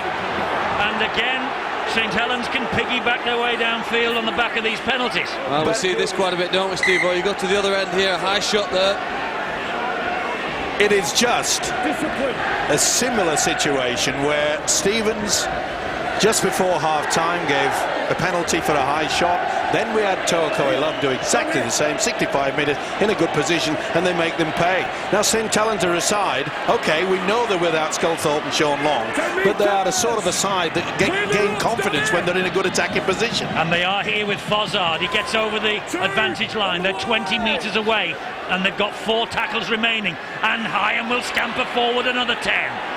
And he tries to get the ball away, and he does to Wilkin, and it's plucked out of the air by Roby. What a take. Boy, sensational take. But it's also, a penalty. No, he says get up and play the ball. Cunningham, and he finds Wilkin. Great defence. It was great defence.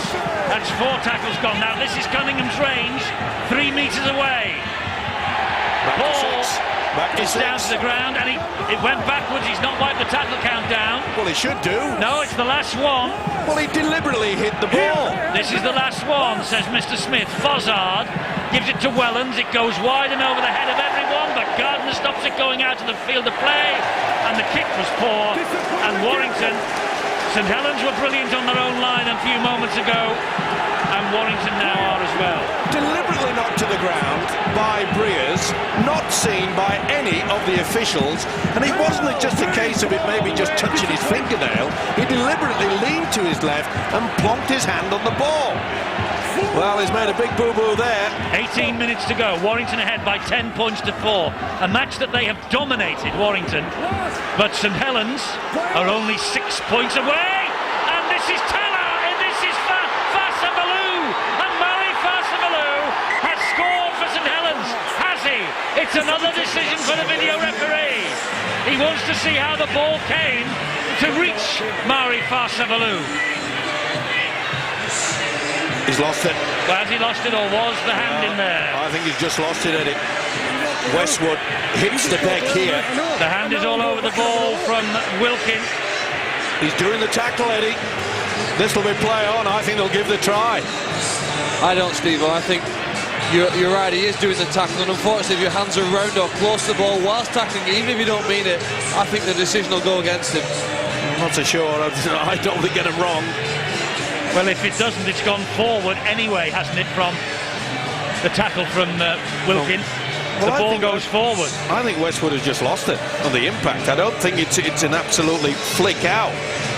I think he loses it as soon as he hits the ground. It's a difficult one for the video referee. Hey, this is the second contentious try call from the video referee for St Helens. He's not looked yet at the grounding. There'd be no try then if you looked at the grounding. No try.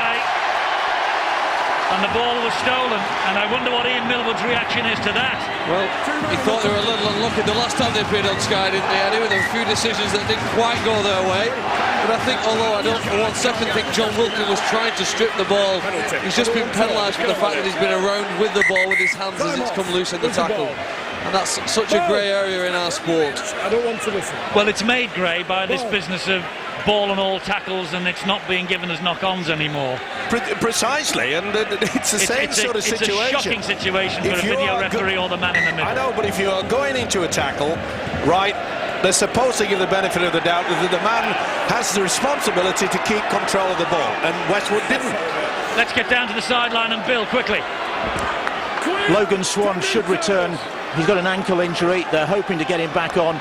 Chris Lightfall will not be back. He's got a sternum injury. And it's been a titanic effort from these Warrington guys. They could do with both those big fellas out there. It's a doubt whether they won't get Lightfall back on. They're hoping to get Swan back on. Well, they've got 17 minutes to hang on, Warrington. And how they could do with a try here, just to give them a little bit of breathing space. This is Andy Braycheck again. Gets to his feet, plays the ball to Mark Gleeson. He finds Lee Breers. Good hands again from Warrington. Martin Gleeson somehow held on to the pass from John Clark. Breers drop goal. Well, it was all along the deck. It's bounced kindly.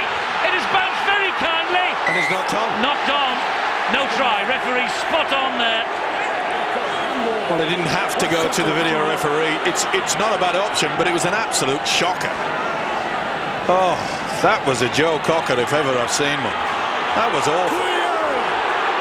Well, actually, you look at that, there were one or two things that could have been picked up by the video referee, weren't there? It was bouncing all over the place. All over the shop. Did he touch it? Did he? Oh, it's been a nightmare, hasn't it? Last Friday's game, Steve, went to almost the last minute, didn't it? And I sense the same thing's going to happen again today. It's a dramatic Friday again. Look at this. There's the... that wasn't charged down, and I don't think that was a knock-on. Interesting. Ball played the man. Good ball from Wellens.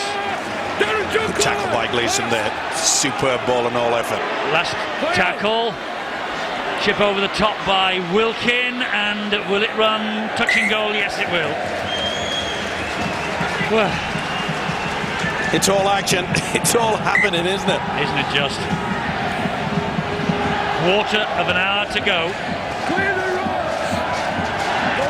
6 points the difference. Remember last week it was 27 points to 12 in Wigan's favour, and Bradford came back and pinched it. As Phil Clark rightly said, it was drama then. I think it might be dramatic here now. I think you got the right option, Phil, don't you? In regards that, Breers realised at one point it's going to be important, but it was just a shock. Don't mention 1 point wins to me, Steve-O. Too true. Not after the varsity match, in case you weren't with us on Boots and All. Mr. Clark is going to be footing the bill of the best restaurant in the country for Mr. Stevenson, because Steve-O on Wednesday night said that the game would be won by 1 point, a drop goal. Mr. Clark disagreed. Give him 10. And the bet was placed, and the bet has now to be paid.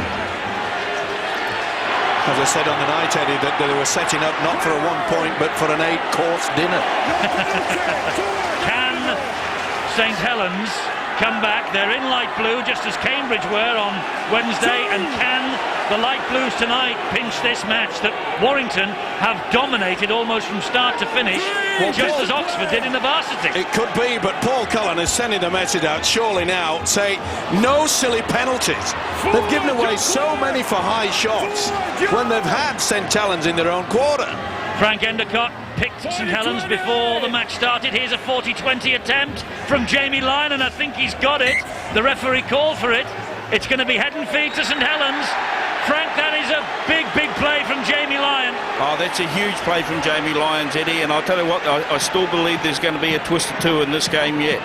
You know, in reality, with the dominance that Warrington have shown, they could have been 20, 22 points up in this game, but just a couple of blown opportunities and 2 or 3 acts of indiscipline have let them down.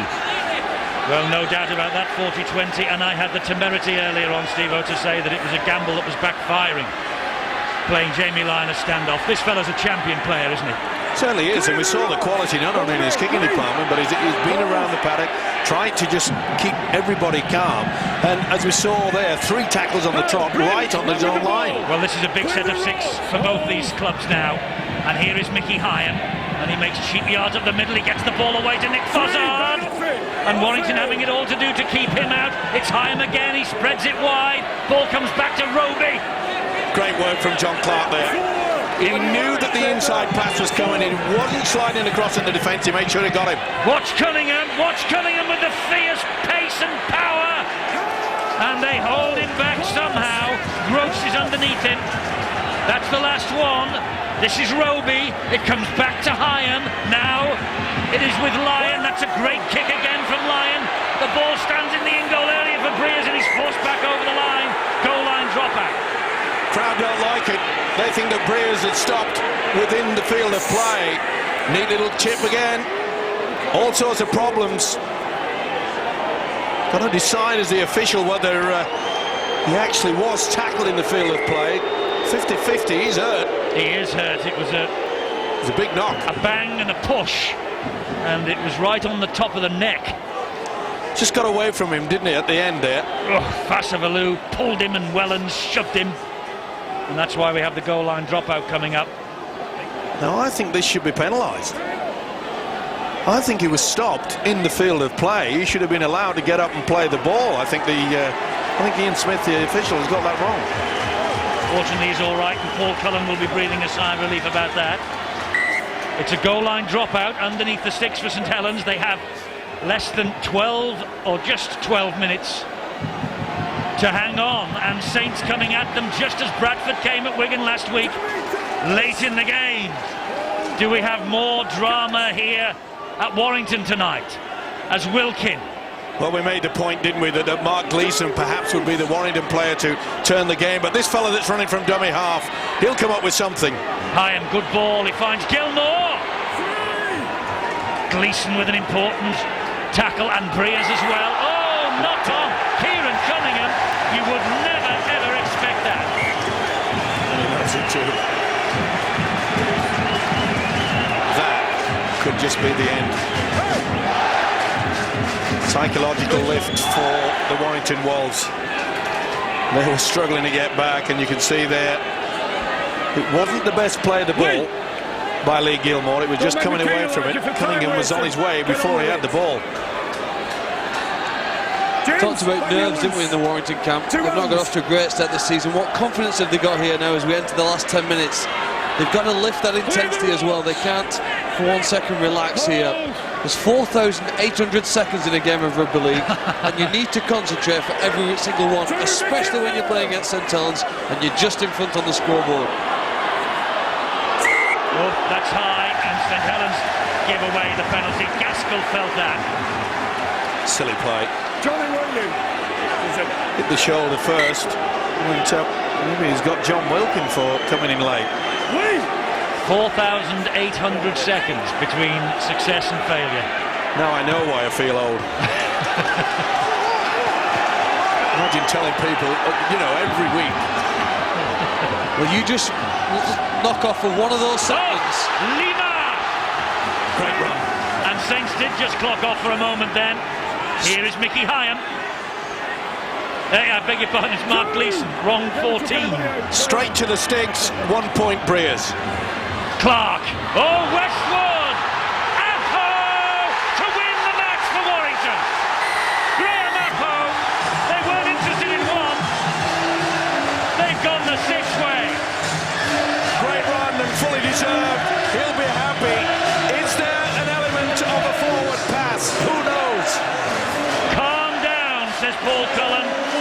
Calm down. That's not not to win the game, Eddie. That's just to give them a 12-point lead. I bet you. Oh, they've got this in the bag now, Phil, I'll tell you that. But it deserved a try as well. Hey, you both thought that at Wigan last week. But was that slightly forward? Not according to the official Ian Smith. This is a pass that I'm worried about. Ooh, looks a bit dodgy. That's flat. Westwood spent most of his career playing as a centre and a winger. He's moved into the back row recently and he's played in the back row again here tonight. And he's done it very well. He twists with the body, passes to Apple in support, and eventually they convert one of those breaks into an important try. And the reason, Phil, I say, and well, he's trying to keep the lid on his emotions, Paul Cullen. And he sent the message down. Keep calm. Keep calm. No, calm down. But the reason I say that he's nearly headbutting the glass. The reason I say that maybe Apple has won the match is that Warrington have dominated this from the start. Yes, they have, but no, they've deserved to win. Like you said last week, don't believe it, rugby league it. It's time for St Helens to come back. Yes, there is. Breer's here. He's kicked 3 from 3, and this for a 12-point lead. And we're entering the closing stages of this match. All the Warrington crowd behind him want to blow this over the bar if they can. They don't need to blow. Breer's is safe as houses from there. And the captain now points to muscle up in defence and get the defence set down that right-hand side. And full credit as well to John Clark and Ben Westwood. They worked a tight little move, and there's a man that just came on that second phase. How important is it? But you go back, yet again, Eddie, we were complaining about Warrington doing silly things, allowing St Helens into the game by giving away the penalty. They gave away the penalty, St Helens. There's a penalty here against Warrington because the man did not get up and play the ball properly. He didn't get to your feet. A voluntary tackle. No, I think it's because he didn't get up here. There's the tackle. Now then, it's young Braycheck. Well, I don't know what that's for. Well, that is bemusing, but this is Roby, and Warrington suddenly have to defend for their lives. Maybe it's not over yet. 12 points the difference. Higher. Well, that was amazing.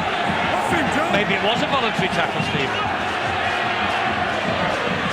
Here is Roby. Now it's Wellens. You never say never when it's St Helens.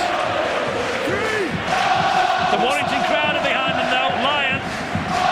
It's Roby.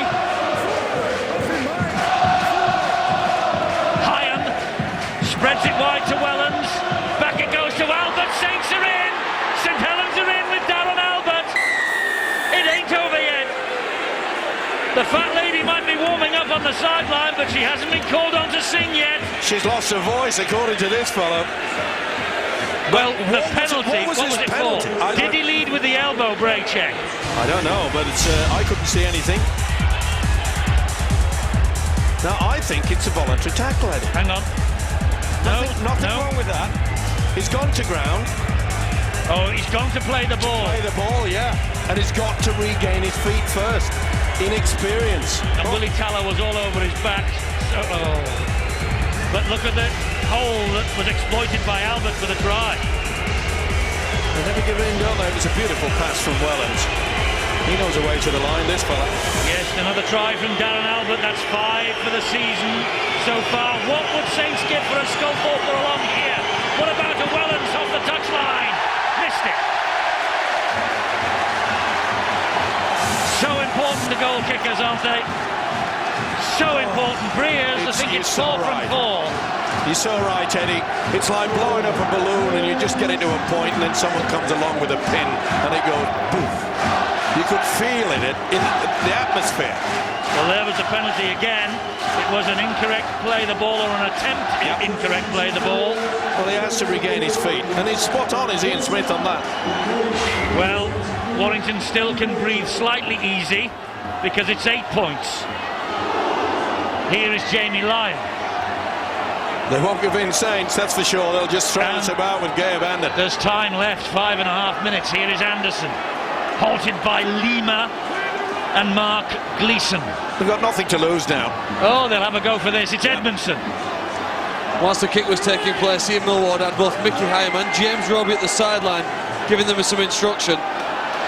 Great ball from Hyam to Roby again. I wonder if that was part of Ian Millward's script. This is Cunningham, and suddenly Warrington are alarmingly falling off the tackle, and St Helens the ball is sticking. That was Gilmore. Here is Cunningham. It's on the last. And Cunningham infield, it goes to Wellens. They want the kick.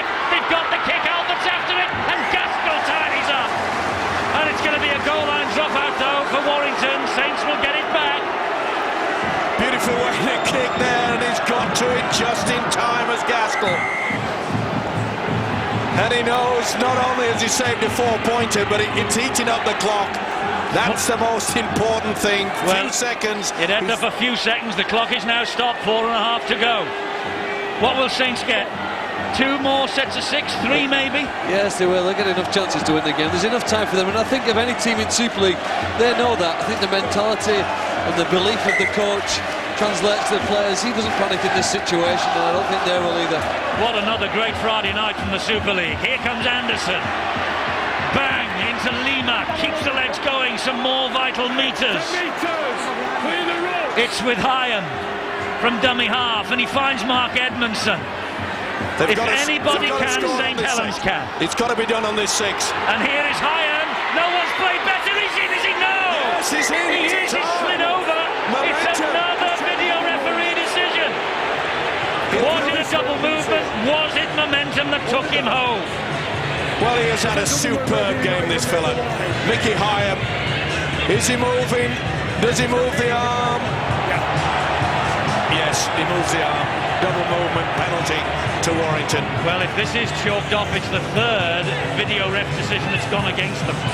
It's no try. The ball carrying arm has hit the deck, and I think Mickey Hyam knows it too. And listen to this crowd when it comes up.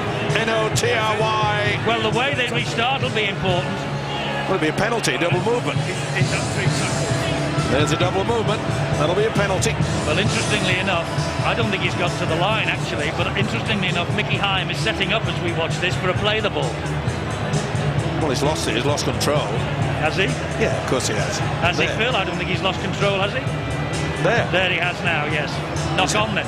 Yeah, well, either way, Warrington are going to get either a penalty. He's going to give the play the ball, Steve.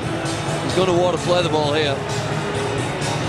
I don't see how he can, Phil, as the ball comes out. He's lost control of it. There it is. Watch his hand now. Goes down, loses it. No control whatsoever. You can't control it with your chin. He tried to. Well, here it comes. We think the decision's no try, but David Campbell, what say you? And how do you restart?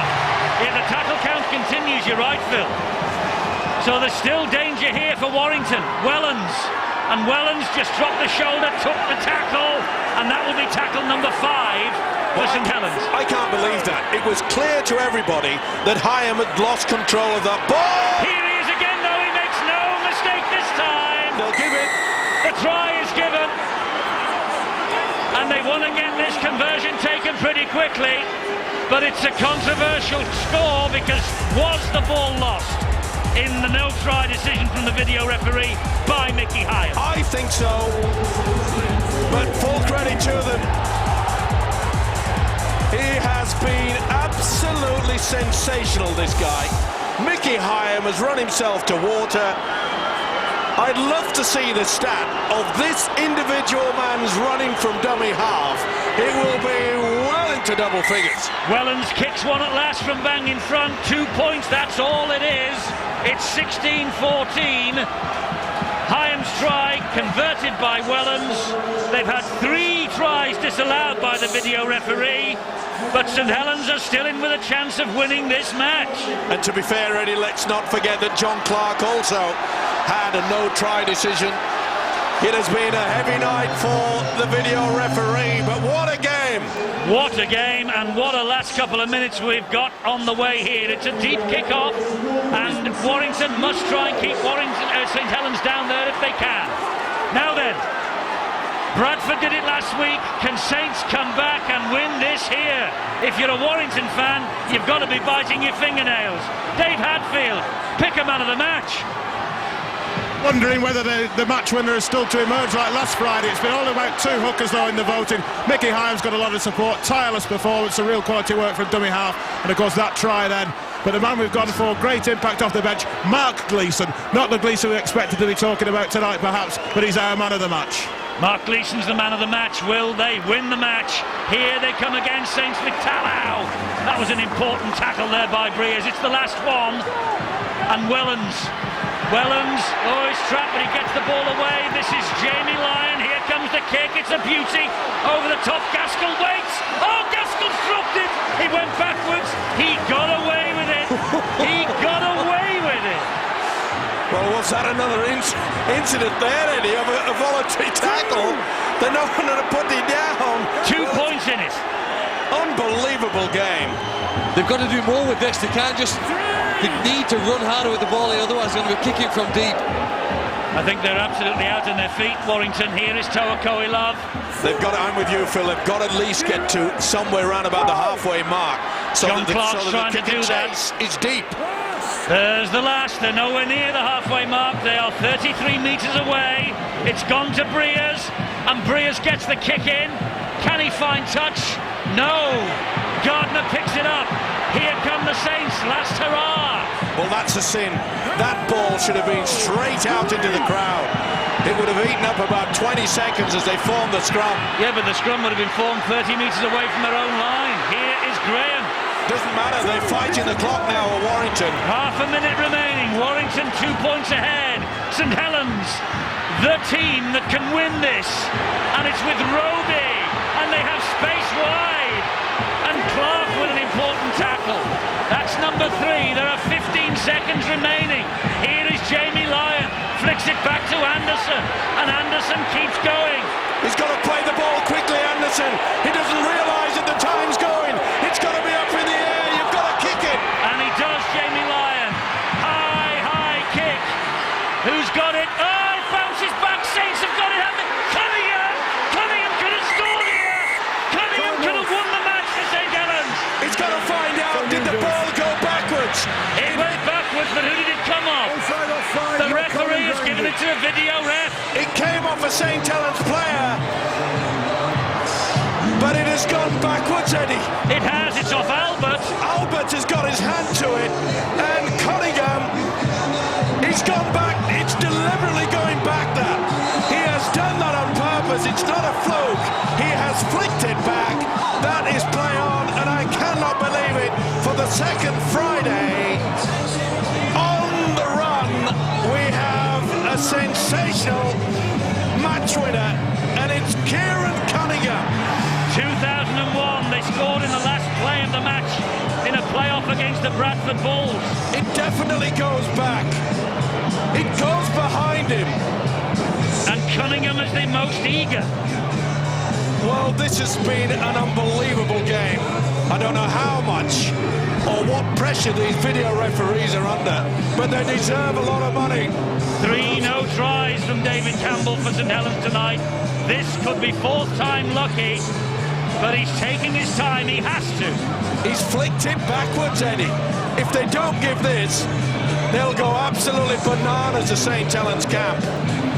No doubt about it. This is going to be TRY as far as I'm concerned, with like 2 seconds remaining in the game. The siren had sounded. It was the last play, and Cunningham has won it for St Helens. Warrington will feel like their pockets have been picked. And Ian Millwood is on the field celebrating with his players. Cunningham has won it for Saints. Warrington will be heartbroken. What a win! This is a reaction. This is what it feels like. Yes! Oh, yes! Oh, and the St Helens fans couldn't watch. They get the nod from the video referee at last. And Warrington have been undone by Kieran Cunningham. And Lee Breers is inconsolable. And Wellens misses the conversion. It doesn't matter. St Helens have won it. St Helens have won it with the last play of the match. And Ian Millwood has done it again. So has Phil Clark. He called it. He certainly did.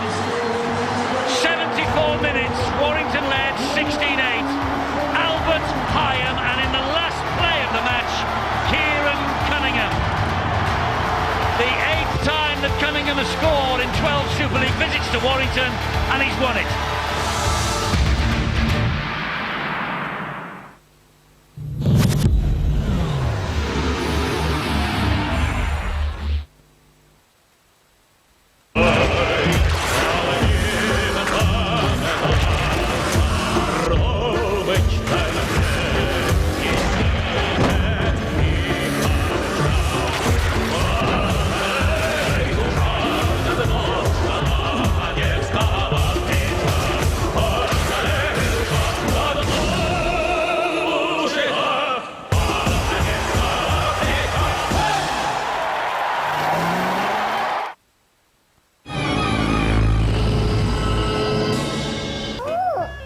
You know you're going to have a good life.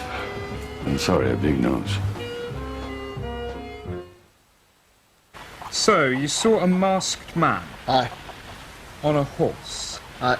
And he did this with his sword? Aye. Shouting, and I quote, broadband from Tiscali for just $15.99 a month, with modem and connection free. So, did you notice anything else unusual? Well, $15.99 is very cheap for broadband. For broadband from just $15.99, call Tiscali now on 0800 107 9000. It's all a question of technique. Continental Tires, official partner of the 2006 FIFA World Cup. Even close up, hair color should look natural. That's why Just for Men with X-Gray Science targets only the grey hair, replacing it with subtle tones that match your own color. In 5 easy minutes, hair looks natural, no matter how close up she gets. Just for Men, the Rejuvenator. Did you ever hear this guy they call the date doctor? Mm-hmm. Discover. Hitch. Any man has a chance to sweep any woman off her feet. Call me Hitch. It's really necessary. Have you seen your back? Will Smith is Funny and charming and... I saw that going differently in my mind. Hitch. Now, price reverse at B&Q means you save. Like this paint. 2.5 litres of crown-coloured emulsion is now $12.98. Low prices every day. Still ringing around for cheaper car insurance?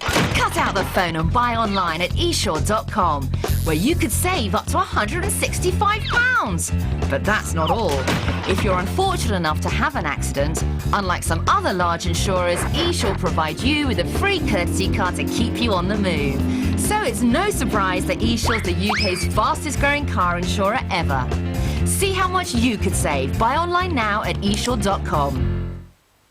While you're watching telly, I'm doing my impersonation of you, sampling the delights of Vegas. If someone stole your identity, it could be a year before you found out. By then, they could have plundered your savings and travelled the world in your name. Capital One is the first to offer free identity theft assistance to victims. Extravagant, aren't you? It comes with the Capital One no-hassle Platinum card. What's in your wallet?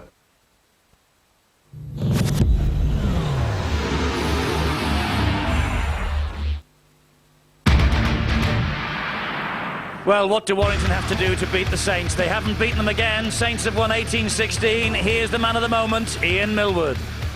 Ian, they've put you through the mangle quite a few times this side, but I think that probably takes the biscuit, doesn't it? Yeah, it's actually I was with Eddie at a function on Monday, and he showed the Chris Joint try. They made an honour to Chris Joint, and so deja vu tonight. Did you think it was going to come? It seemed to be one of those nights where it wasn't going to happen for you. You know what? It sounds really weird, this. I thought that was probably our best defence all year, the way we had plenty of oomph in our defence. We spoke at half-time about we may have to score 2 tries in the last 5 minutes, and we talked about how we'd have to handle it, and I don't know, it just sounds weird, one of those things that just happen in life, but I've got to give credit to the guys, you know what I mean? They just wanted to keep at it, You know, obviously, again, a referee's video decision to start the game isn't a good way to start for him or us or me chairman or our supporters, but you know, I can be nothing but proud and the players, and it takes a lot for a person to hang in there, and it takes a lot for a Warrington team to play as well as they did tonight too. They were very good. Thanks, Ian. Yeah, thanks. Well, he did get something wrong. He said 2 in 5. They had to score 3 in 6, Steve-O, but should this have been given? No, it shouldn't have been. It's a no try, definitely. But the thing is, they allowed Mickey Hyam to get up and play the ball. This is a high bomb. No doubt it went backwards off the fingers of Albert, and Cunningham, well, he just secures it, doesn't it? What a finish yet again for the second Friday on the run, and it's piggyback time. Unbelievable. I mean, another fantastic Friday, Frank, from the Super League. I mean, how can you top this? Well, you can't. I mean, it had everything. It had controversy, it had great attack, great defence, and my player of the match, quite honestly, was the coach Ian Millwood. His decision to play Lions at 5'8", I thought was a masterstroke, and it come from his kick at the end of the game. I thought he had a great game. A great game, absolutely, and well done to St Helens. Well, just catch your breath, because still to come tonight here on Sky Sports 1 next, Friday fight night as Miguel Cotto takes on DeMarcus Corley for the WBO light welterweight title. On Sky Sports 2 now, live golf from the Ford Championship. We are back tomorrow with more Super League, Salford against Hull, tomorrow at 6 o'clock, Sky Sports 1. Follow that, Salford and Hull. This was an incredible match. Thanks to Frank Endicott, Phil Clark and Steve-O. We'll be there tomorrow night. Wolfie can't believe it. Frankly, neither can we. Good night.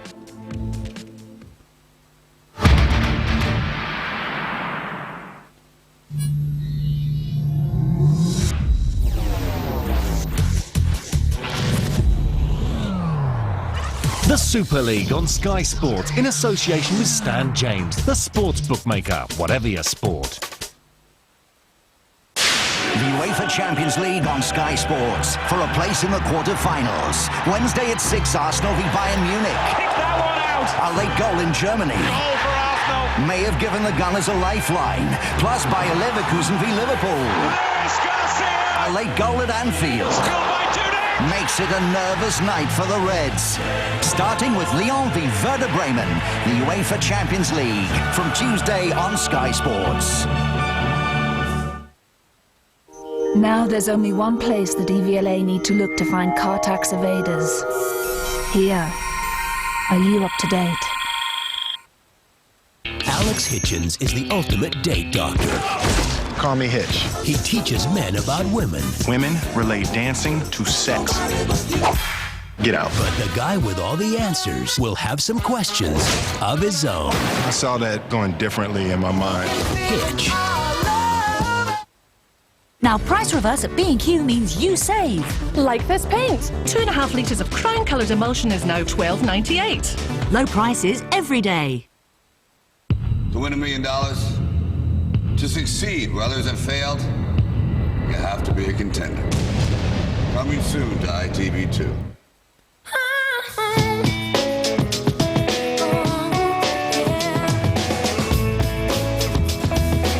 Why keep yourself to yourself? With a little extra confidence and the great fresh taste of Wrigley's Extra, you're ready.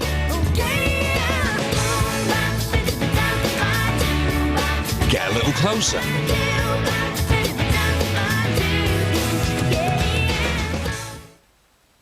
All good things come to those who wait. The movie that single-handedly makes British cinema cool again. 5 stars. Stylish. Funny. Britain has found its own Tarantino. Daniel Craig, Sienna Miller, and the cream of British talent. Packed with Class A extras. Layer Cake, the unmissable DVD from Monday. If I could tell the future, the bookies would be in big trouble. But I can't. I mean, will my son go to work in a suit or overalls? Will my daughter ever think she has enough shoes? Will I ever like haddock? Am I ever going to have enough money? Yeah, I know I should put some away, but how much? And where? Am I ever going to get served here?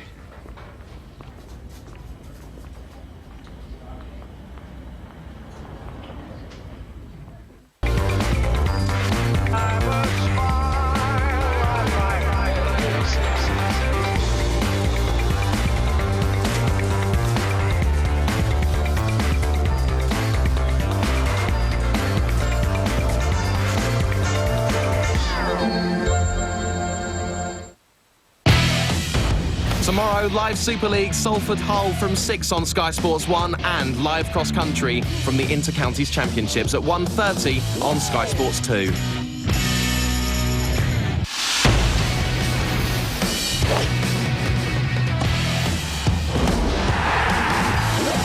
This is Sky Sports.